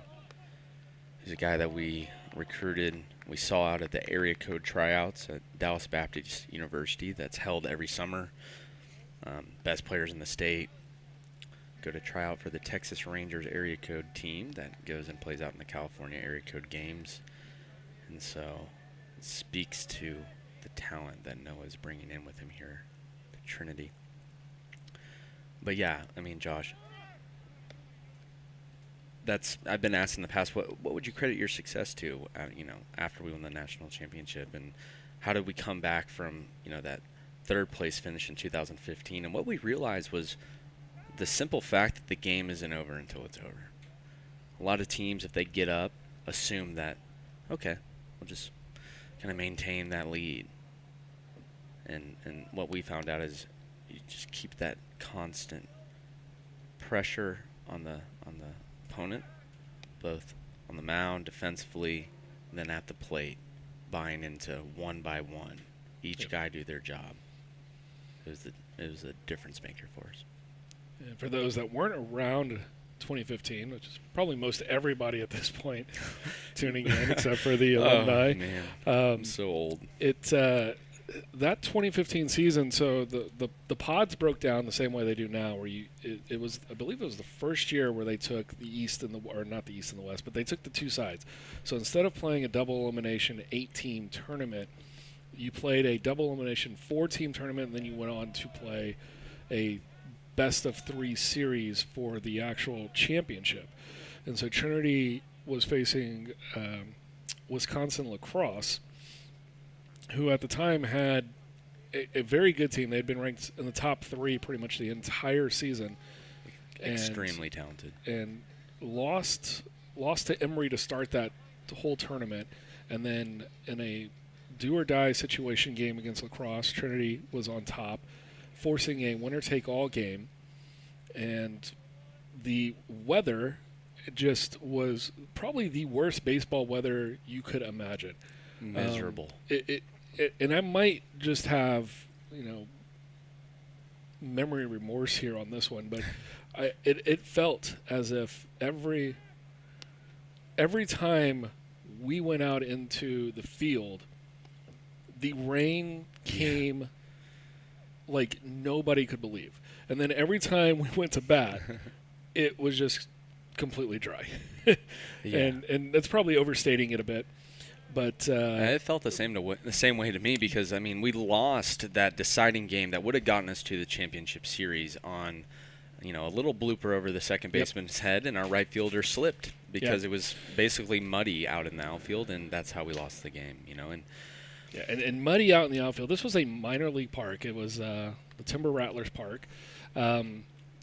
Pools of water that I've never seen on a baseball field, even the worst baseball fields I've ever seen. Mm-hmm. Didn't have pools of water like this place did. I think they did fix it for 2016. They did. I think they did. And I'll say so this. That was nice. I'll say this. That's a great point, Josh, because it kind of speaks to what I was saying about keeping that constant focus until the very last out of the game. Because when we went back in 2016, it rained again. We experienced the same situation, and we were ready for it. We weren't going to allow that to be an excuse or catch us off guard. And so, And I'll say 2 points about that. One, I think that never give up situation was, eternal even in defeat there. As that one's fouled off. Lacrosse had a lead. I believe it was 10-4 in the 7th inning. And the winner would go on to face Cortland for the final series. And the rain had gotten so bad that they ended up calling the game, postponing it for the time being, Right. and sending the teams back to the hotel. And so we go back to the hotel, and I'm back in my room, and all the players have come in, and I hear a whole bunch of commotion out in the hallway. And you guys had basically started bowling in the hallway. Yes. And just, like, in right. It almost felt like, as Hessler will get a strikeout here, Great that executed like pitch. that turn of, like, what's done is done. Now how do we move forward? Had been set in motion, and Trinity came back. I believe the final score of the game was 10-7 for lacrosse, but or It might have been 8. might have been 10-8 because I believe we had the tying run come to the plate in the bottom half of the ninth, and so, you know, an opportunity to get that one back, and then of course, as you mentioned, next year you come in having been there once, having a little bit of experience with that, and then being able to go forward, have a disastrous weekend against your biggest rival. Oh, man. And Yeah. flipping the page after that and saying, like, okay, what's done is done. How do you move forward? You win the final 17 games of that season. Yes. After that point. Yeah, I have chills right now just talking about it. What we found out as well, I mean, we were all so disappointed in 2015. You make it that far, losing like that, where, you know, you feel like you didn't get a real go at it with the weather and the situation and all of that. What we found out was we enjoyed playing with each other, you know, so much that the end result wasn't even going to determine, you know, how we felt about ourselves and all of that. And so what, you know, I was talking about our guys staying loose out there right now and everything. This game makes it so easy because you only get so many opportunities, especially as a hitter. You get 4 at-bats in a game. And so we were able to just kind of put aside the pressure of winning and focus on just the basic foundation of making pitches, getting hits. Great hit by Christian Hallway, getting that run in there, keeping this game competitive. Cubs have come back. You talked about it, and they are within a run now, 7-6. And yeah, I'll just kind of end that whole story with you gotta just kind of love this game and not let the results affect you at the end of the day, and kind of keep that relentless focus. And that's, you kind of mentioned it earlier, it's kind of a hard thing to teach. It's kind of an experienced, you know, learning situation, but, you know, I try and tell those stories to our guys just to put it in perspective. This is Brett Jones at the plate here. He's from Boulder, Colorado. Middle infielder. Good right-handed hitter. Has quite a bit of power. Covers a lot of ground. Another guy we're extremely excited about. A good pitch from Hessler there as he went inside a couple of times and then just painted it over the outside corner. But nonetheless, we talked about what would the Cubs do after falling behind 7-4 in the top half of the 7th after holding a 4-0 lead going into it. They strike for 2 more, and they make it a 7-6 contest as we head to the 8th. And yesterday was exciting, and this one's looking to shape up just as much. We'll be back in just a bit.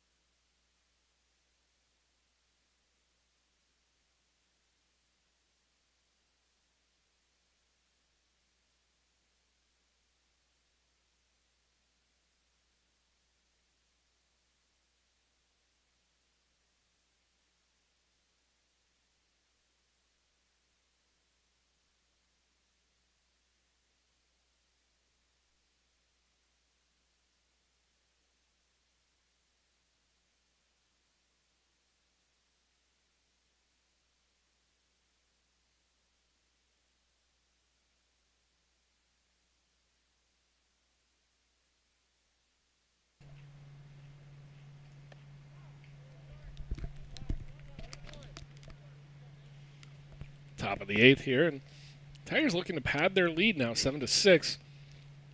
This is Nick Fort. Nick Fort here on the mound. Number 21 here on the mound is Nick Fort. He's out of the Dallas area.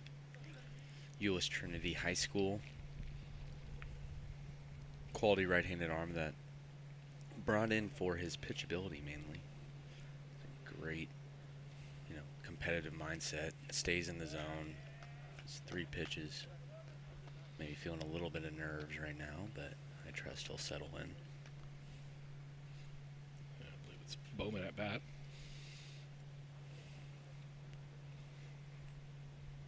I believe he got a bat back last inning. I could be mistaken. He did. He sure did.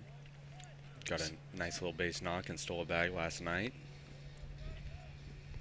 Another gamer kind of guy. Nick got the best of him a little bit there. I'll bring up Peterson. Playing a very solid second base here today.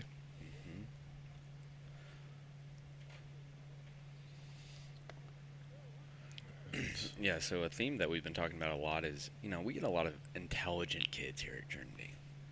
Problem solvers. So they bring that mindset to the game, where it's really just a game. It's very simple. And Scott is a Trinity guy, smart, obviously.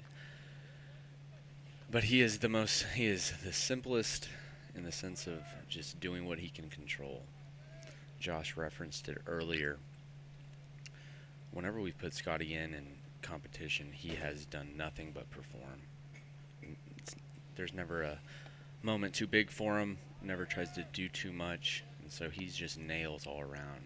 As consistent as it gets.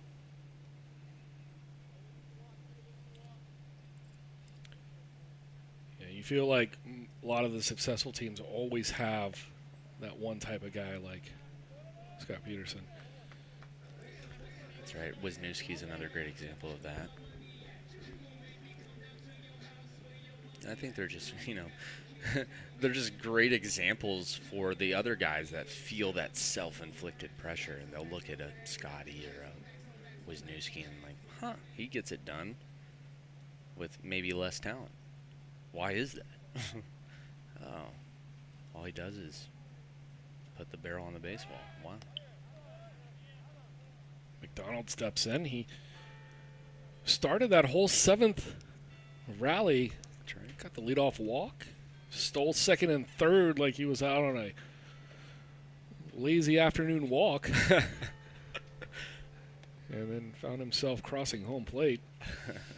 That made it 4-1 at the time. And now it's 7-6. His team on the high side. We'll see what the Tigers do here. I would venture to guess that they're not excited about the Cubs, coming back and getting 2 back after Tigers went up by 3 there. So let's see if they dig in and put the heat right back on the Cubs.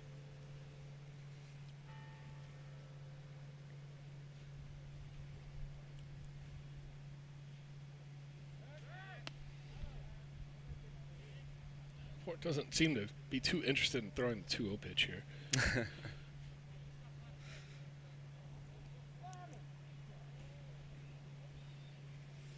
Trying to keep Scotty off second.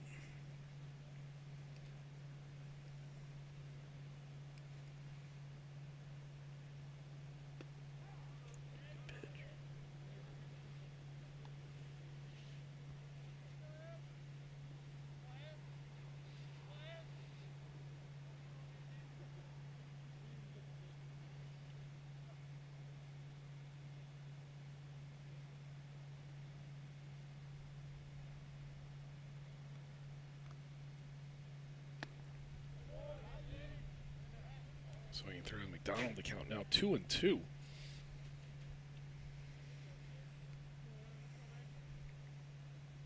See our head trainer Mark Powell along with our pitching coach Dave Smith there in the dugout.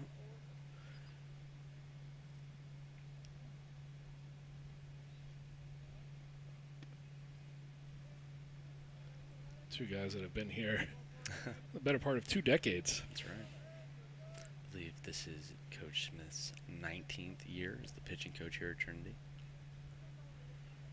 Lots of success both here at Trinity and just as a pitching coach for high school baseball players here in town.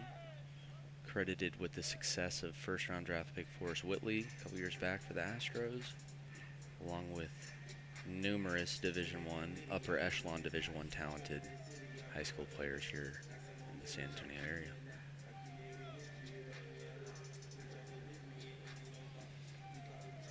Two on for the Tigers.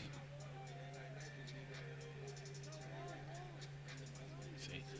Mcdonald at first, Peterson at second. And looks like a hitting, no, number 8. Brolick is back Brolick stepping back in. 1 out.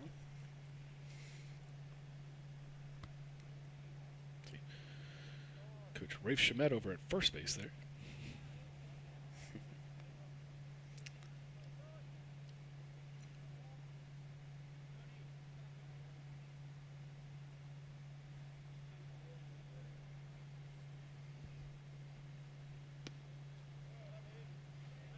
Good inside pitch from Fort.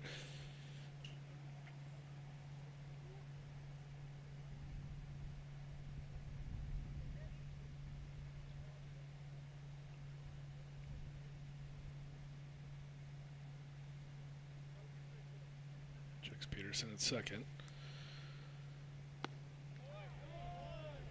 Comes back with strike 2. Great pitch.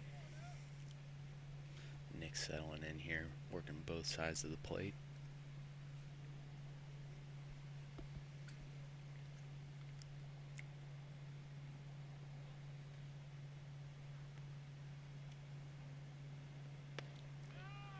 That one left up. Evens the count. Could be setting up a breaking ball here. We'll see what Nick and Jonathan decide to do.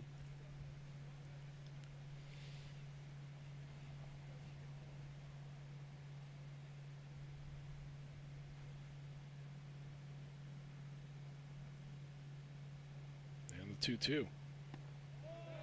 And a big strikeout of Brolick. Love the attack mindset there.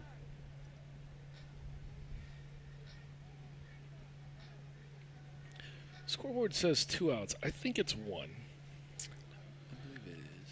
Peterson led us off with the walk. I believe that was the third batter that Ford has pitched to. So we'll go with 1 out for now.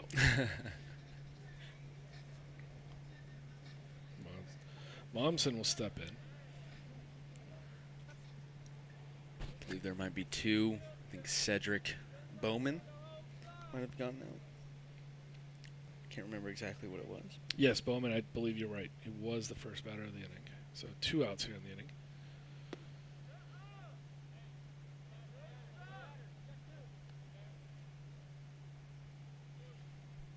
Should have gotten an old scorebook, just following along. So used to having stats for all of our games that I just default into looking at what's going on with those. These are floating rosters. Had to kind of do that, right, to get guys in. So floating it makes rosters. It a bit hard. See a couple of names on both sides over here. So. Yep, just a couple. Well, we're glad you could join us here. Thanks so much for having me, Josh. We're glad that everybody was able to tune in and we were able to get back into the studio a little bit. Yeah. Air some of these games. It's been a long time. It has. And it's been too long, but we'll take what we can get for the time being, and then as that one's going to send the runners 90 feet each. But no, we're definitely happy that we could bring you this for those at home. We'd obviously love to have, had it be a situation where you were here in person, as you typically are. The Fall World Series over the last couple of years has been pretty well attended, but with all the restrictions, we try to make the best of what we can and still give you that insight as to how the team is doing. That's exactly right. We're kind of getting good at handling the adversity and all the different protocols at this point, I feel like. So, but yeah, thanks again for making this possible. Hopefully I can join you for a couple more of these games the next couple days. That would be fantastic. As you mentioned, you got quite a few guys that are new to the program. As that's going to squeak through, and the Tigers are going to pad the lead. 8-6, and coming around, Mcdonald makes it 9-6. And the 2 RBI single for Cade Mahomson. Awesome for Cade. And that may be enough. The Cubs, I thought, did a great job coming back. But pushing that lead back out to 3 once again might be too much for a team that most of their players aren't used to going past the 7th inning. Yeah. So they have the benefit of being the home team, so they will get the final at bat. So if they can chip into it and then have a hold in the 9th. A little unfortunate for Ford, who was probably about 2 feet away from getting out of that inning without allowing a run. Now Pettit steps in. That'll be a strike. Wow. Nick was around the zone so much, in the prior few hitters. Tyler was assuming he would be in the zone again there.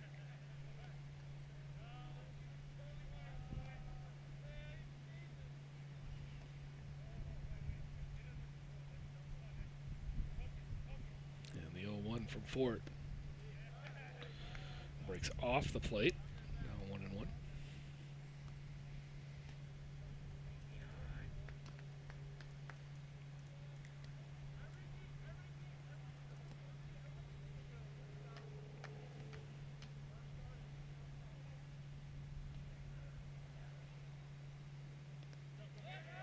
One gets away.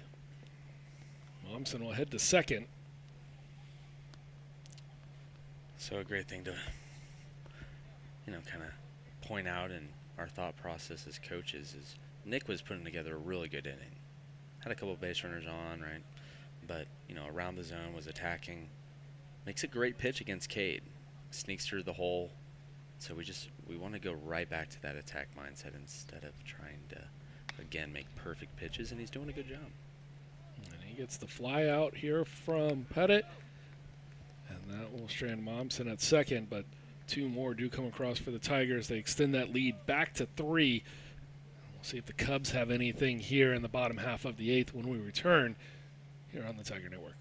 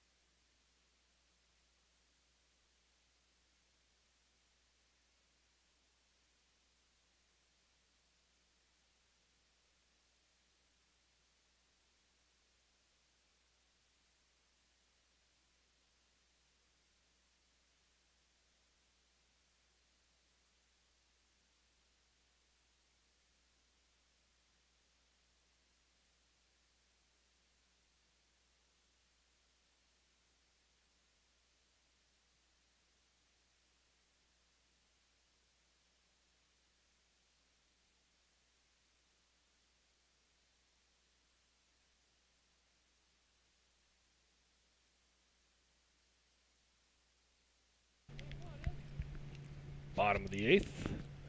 And first pitch swinging for the Cubs into the outfield. And the camera comes back just in time to see Meredith make the catch. Bowman. Bowman Replaced Meredith. Replaced Meredith in the last. Great swing by Nick DeFazio. I think that was his first at bat of the night. COVID junior, eligibility-wise. Senior in school. In California. And Ezra Gore stepping in for his second at bat.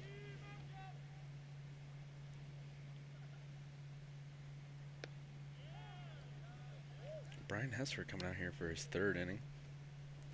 He's looked great. He's really, really attacking the hitters. It's awesome. Good to see.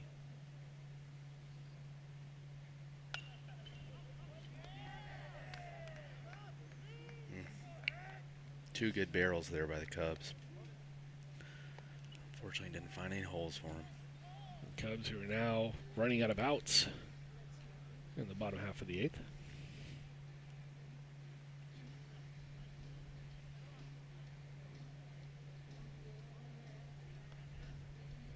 We've got Frank and Schmidt tomorrow, followed by Duro and Corey Cater in the second game. A lot of good baseball left here in this series.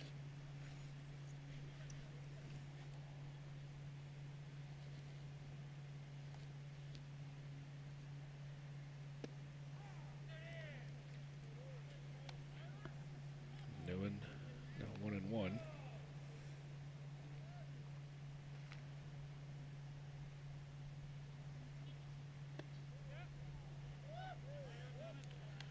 Of course, there are a couple of names we haven't mentioned tonight.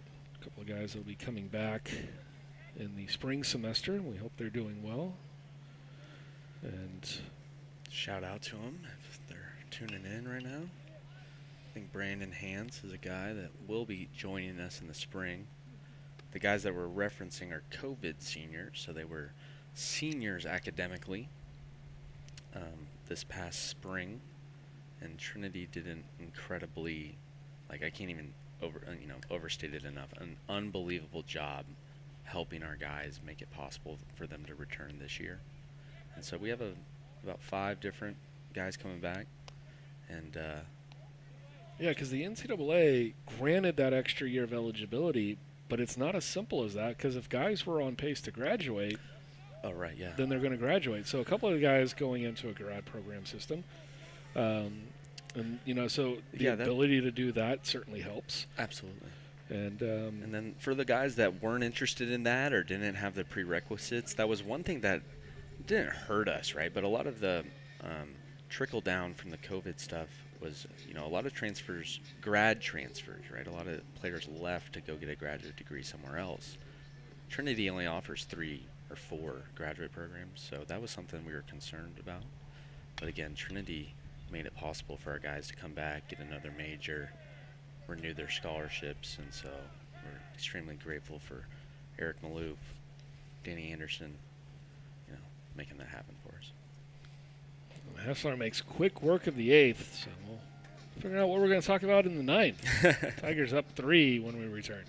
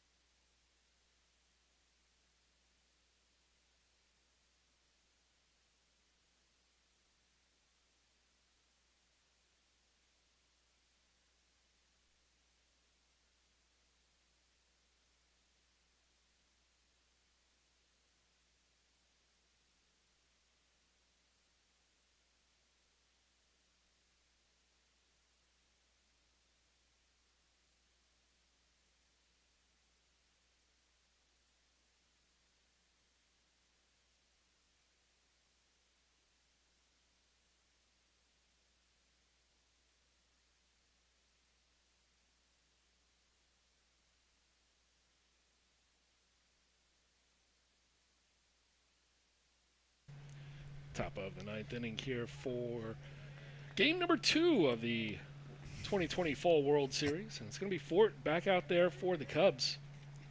As he digs in. Got Garrett Shapiro making his appearance. First appearance today. I believe so. He swings through and misses that one. Now 0-2. The well-used helmets there. That'll be inside low. 1-2.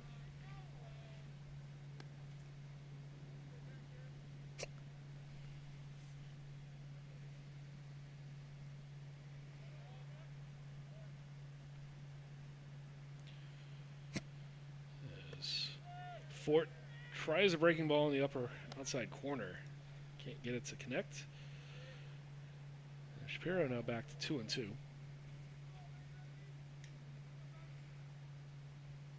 Again, thanks to everybody tuning in tonight. The early start time as Shapiro takes strike 3 looking.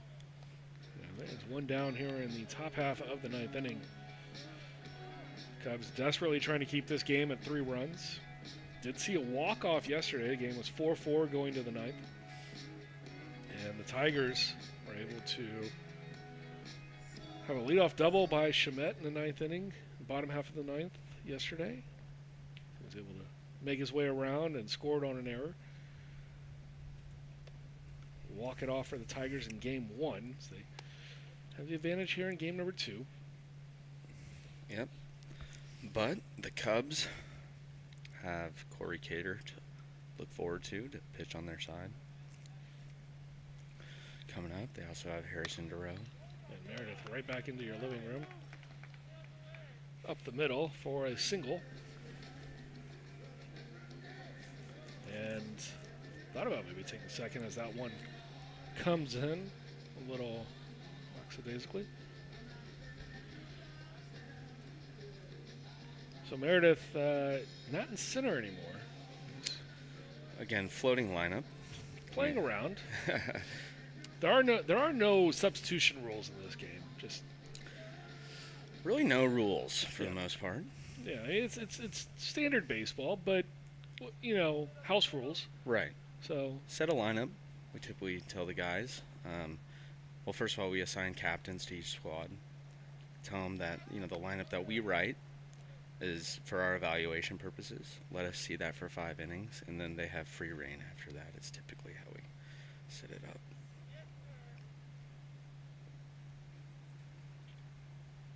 A lot of fun for the captains. Yeah. Tyler Pettit is the captain on the Tiger squad.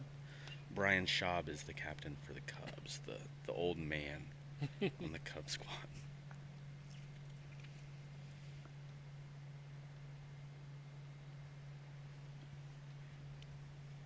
Mine's probably a few of us that are a little older than we'd like to admit. The day of the player managers. Yeah. Talking about these guys, it's hard not to feel old sometimes.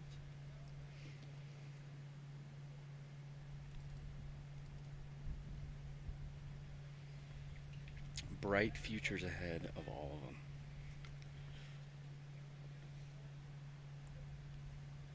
Wisniewski steps in. He lines that one down into the left field alley. That's going to move the runners second and third, and double for Wisniewski. Again, showing his ability to hit to all fields, going with the pitch. That's why Jack has been a staple in our lineup for the past 3 seasons. Came alive his freshman year, where I think he sat on the bench for the first 20 games until our starting shortstop, Zach Aretsky, went down with an injury. And then that's when the story of Jack Wisniewski began. Ended up being freshman conference player of the year that year, and has been an everyday guy for us since then. MJ Metz stepping back in there. I'm sure he'd love nothing more than a 3-run homer on his birthday here. wonder if home run is in his head right now. Thinking maybe last at bat of the day. And he stays with it, and he delivers a perfectly placed ball into the outfield. That's going to drive home both runs, and that might have sealed the deal right there. That one pushes the lead to 5, and a fantastic piece of hitting as we were talking whether or not the home run was in his head. You like to see going with what was given to you, and just making the best of it there. To the viewers, if you heard clapping in the background, that was me. MJ's a guy that I work closely with, and so it was great to see that mature approach out of him there. Underhar steps in. Tigers up 11-6. Yesterday's final score was 5-4. So, guys probably getting a little bit more acquainted with the game once again. They really haven't had a couple of months. Heating up a little bit, a little more action. A couple of the guys got some summer league work in, but summer leagues fell to the the havoc of the pandemic as well. A lot of them were canceled. We did our best, placed a lot of guys here locally for those who are from Texas. We're able to get them set up on teams in different leagues around Austin, Dallas, and Houston area. Underhart lays off.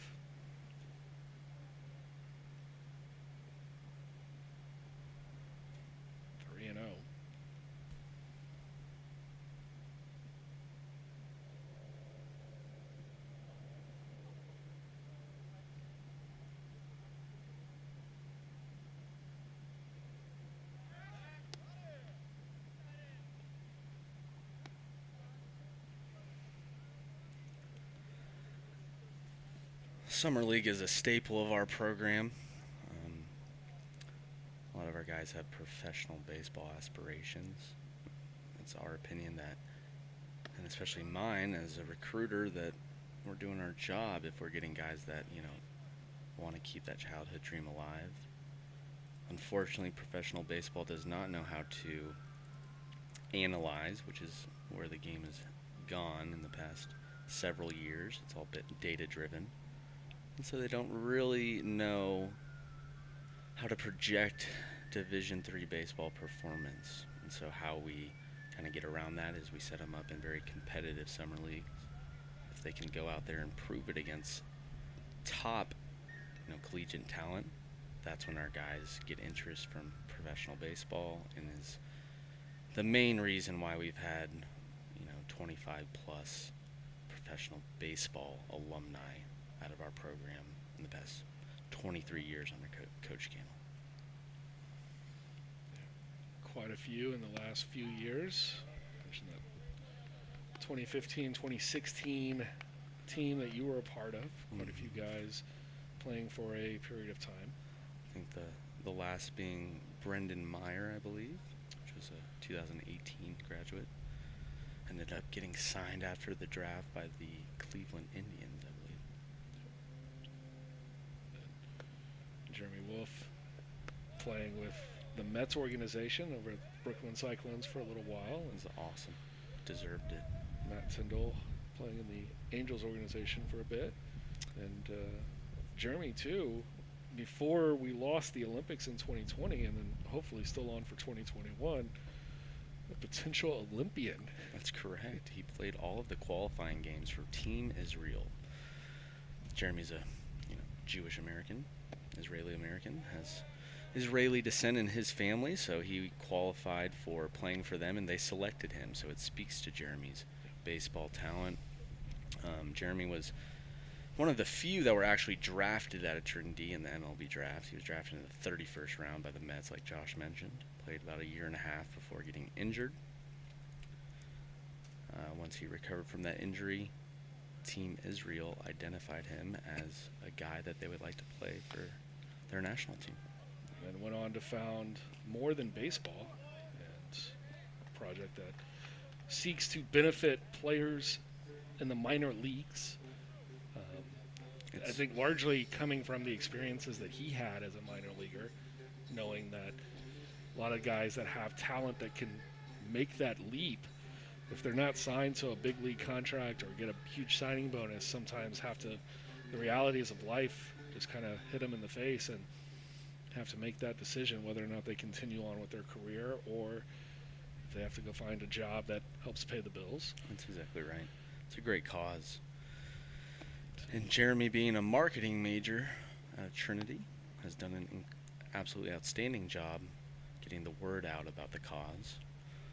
Minor league baseball players are paid well below minimum wage. How they circumvent that is a discussion for another time, but Jeremy has raised close to $500,000 through the support of Adam Wainwright being the kind of seed donor, giving Jeremy and his nonprofit $250,000. I believe that was last summer. And they had some MLB auctions for cleats used in the World Series this year, raising money for players. I didn't know that, Josh.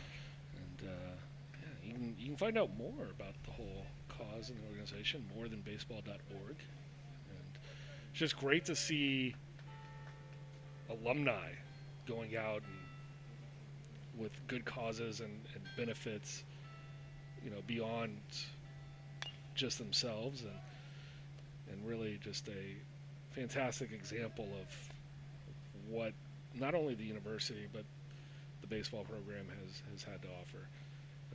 A program that has quite a few guys working in the front office levels of Major League Baseball, all the way to guys creating organizations out of the air that help players in the minor leagues. Yeah, I couldn't agree more, and especially from Jeremy's standpoint. Could have ventured the corporate route, tried to get into the front office, but I think it just speaks to his passion for the game and the dream it is to play professional baseball and making that possible for as many players as that can do it. And so we look forward to the 2021 Olympics, and we also look forward to the bottom of the ninth. We'll see if the Cubs have 5 in them. Hopefully 6, so we're not going to extras. But we'll find out when we return here in just a moment.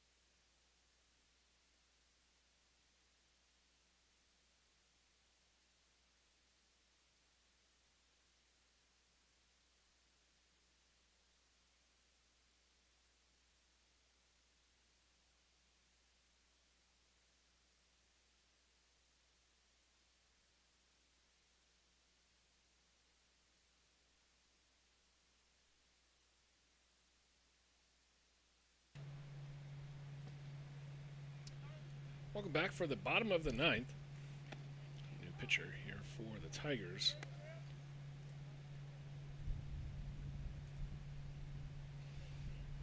Is Sheets.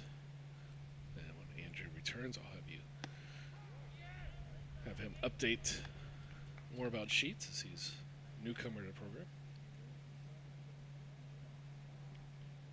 And Rainey at bat for the Cubs. And fouls that off.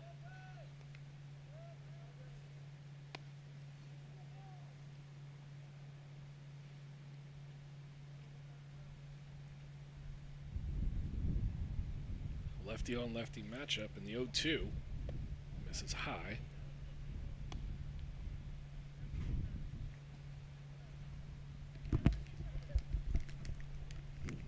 So we got Sheets and Rainey, I believe. And Rainey will be down on strikes as he gets away from Pettit. And he'll take care of it by throwing to first. One down here in the bottom of the ninth. Cameron Sheets is a left-handed pitcher that we've been excited about for the past 2 years. Talent is undeniable. He's at a Memorial High School, which is a powerhouse program in Houston. And I don't want to jinx anybody, but I think this is the year where we see a lot of innings contributed by Cameron Sheets.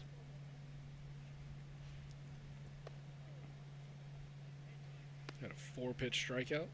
And starts this one to Hastings with ball 1.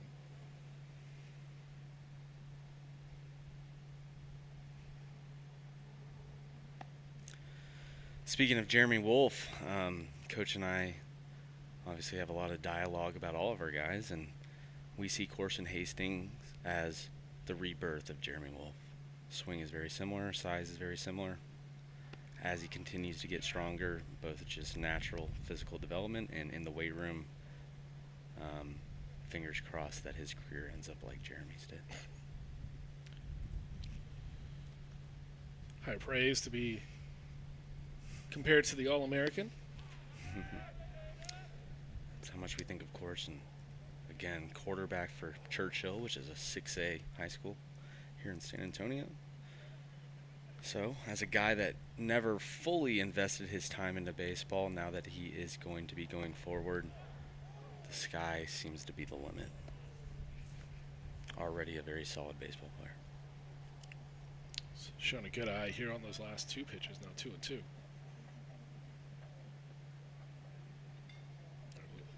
Should be 3-2. Either way, he's going to put that one into play and out in front of left field. He'll get the single. That was Jeremy Wolf-esque right there. A lot of good hitting so far. Guys going with the pitch, taking what is given. Credit to the guru that Tim Scannell is. One of our main approaches to hitting is hitting the inside half of the baseball. Gets the correct flight on the ball, correct bat path, and a great example of that was Corson's hit right there. As for Gorson's this one, got underneath it just a bit. Sends it into shallow right center. That'll be the second out. So if the Cubs have anything brewing, it's going to start here. And a good guy coming up, Ty Preston. Double last inning, or last at bat for the Cubs.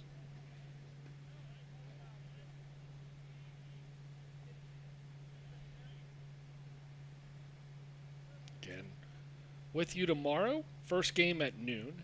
Second one will follow about half an hour after the first.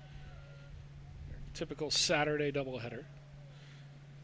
And then Sunday, 2 o'clock start time. Looked good with the rain. Predicted 20 to 25% showers, but most of that not actually building up into any significant rainfall. So should be able to play.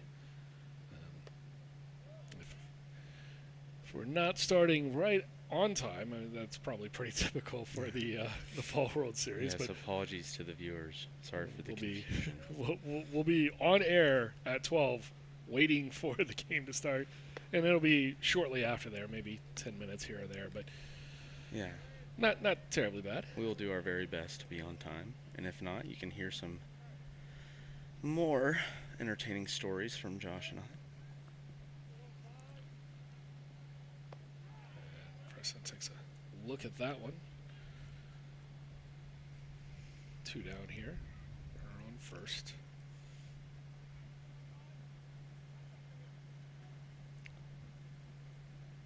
I think the respect shows for Tyler Pettit. Not very many stolen base attempts by the Cubs, and that wraps it up there. And so the Tigers jump out to a 2-0 lead in the series. Although we're going to play 5 no matter what happens. That's but right. The pride and the bragging rights are there. And not as dramatic as last night's game. There was a walk-off. But Tigers are going to celebrate that nonetheless. Cubs, not necessarily surprising, but some good efforts shown tonight out of the team. Yeah. And Josh, thanks again for having me. Thanks to all the thanks viewers. for joining. And absolutely, thanks to all the viewers. We wish we could have you here on campus, but in light of that, we're extremely happy to have you in the comfort of your home or wherever you may be tuning in. We hope that you're able to, if you're enjoying a little bit of the Masters tomorrow, just throw us on a little bit to the side. We'll be on for 6 to 7 hours doing some baseball tomorrow. Plenty of opportunity. So you got there aren't as many college football games on tomorrow as there may have been. So you've got no excuse not to tune in. But Andrew, thank you for joining us tonight. Absolutely. We hope to see you the rest of the weekend. And thanks to everybody back at home. The final score here, the Tigers, the upperclassmen 11, the Cubs 6. And again, tomorrow at noon. Thank you for tuning in. We hope you have a great rest of your night wherever you may be. We'll see you tomorrow. Go Tigers.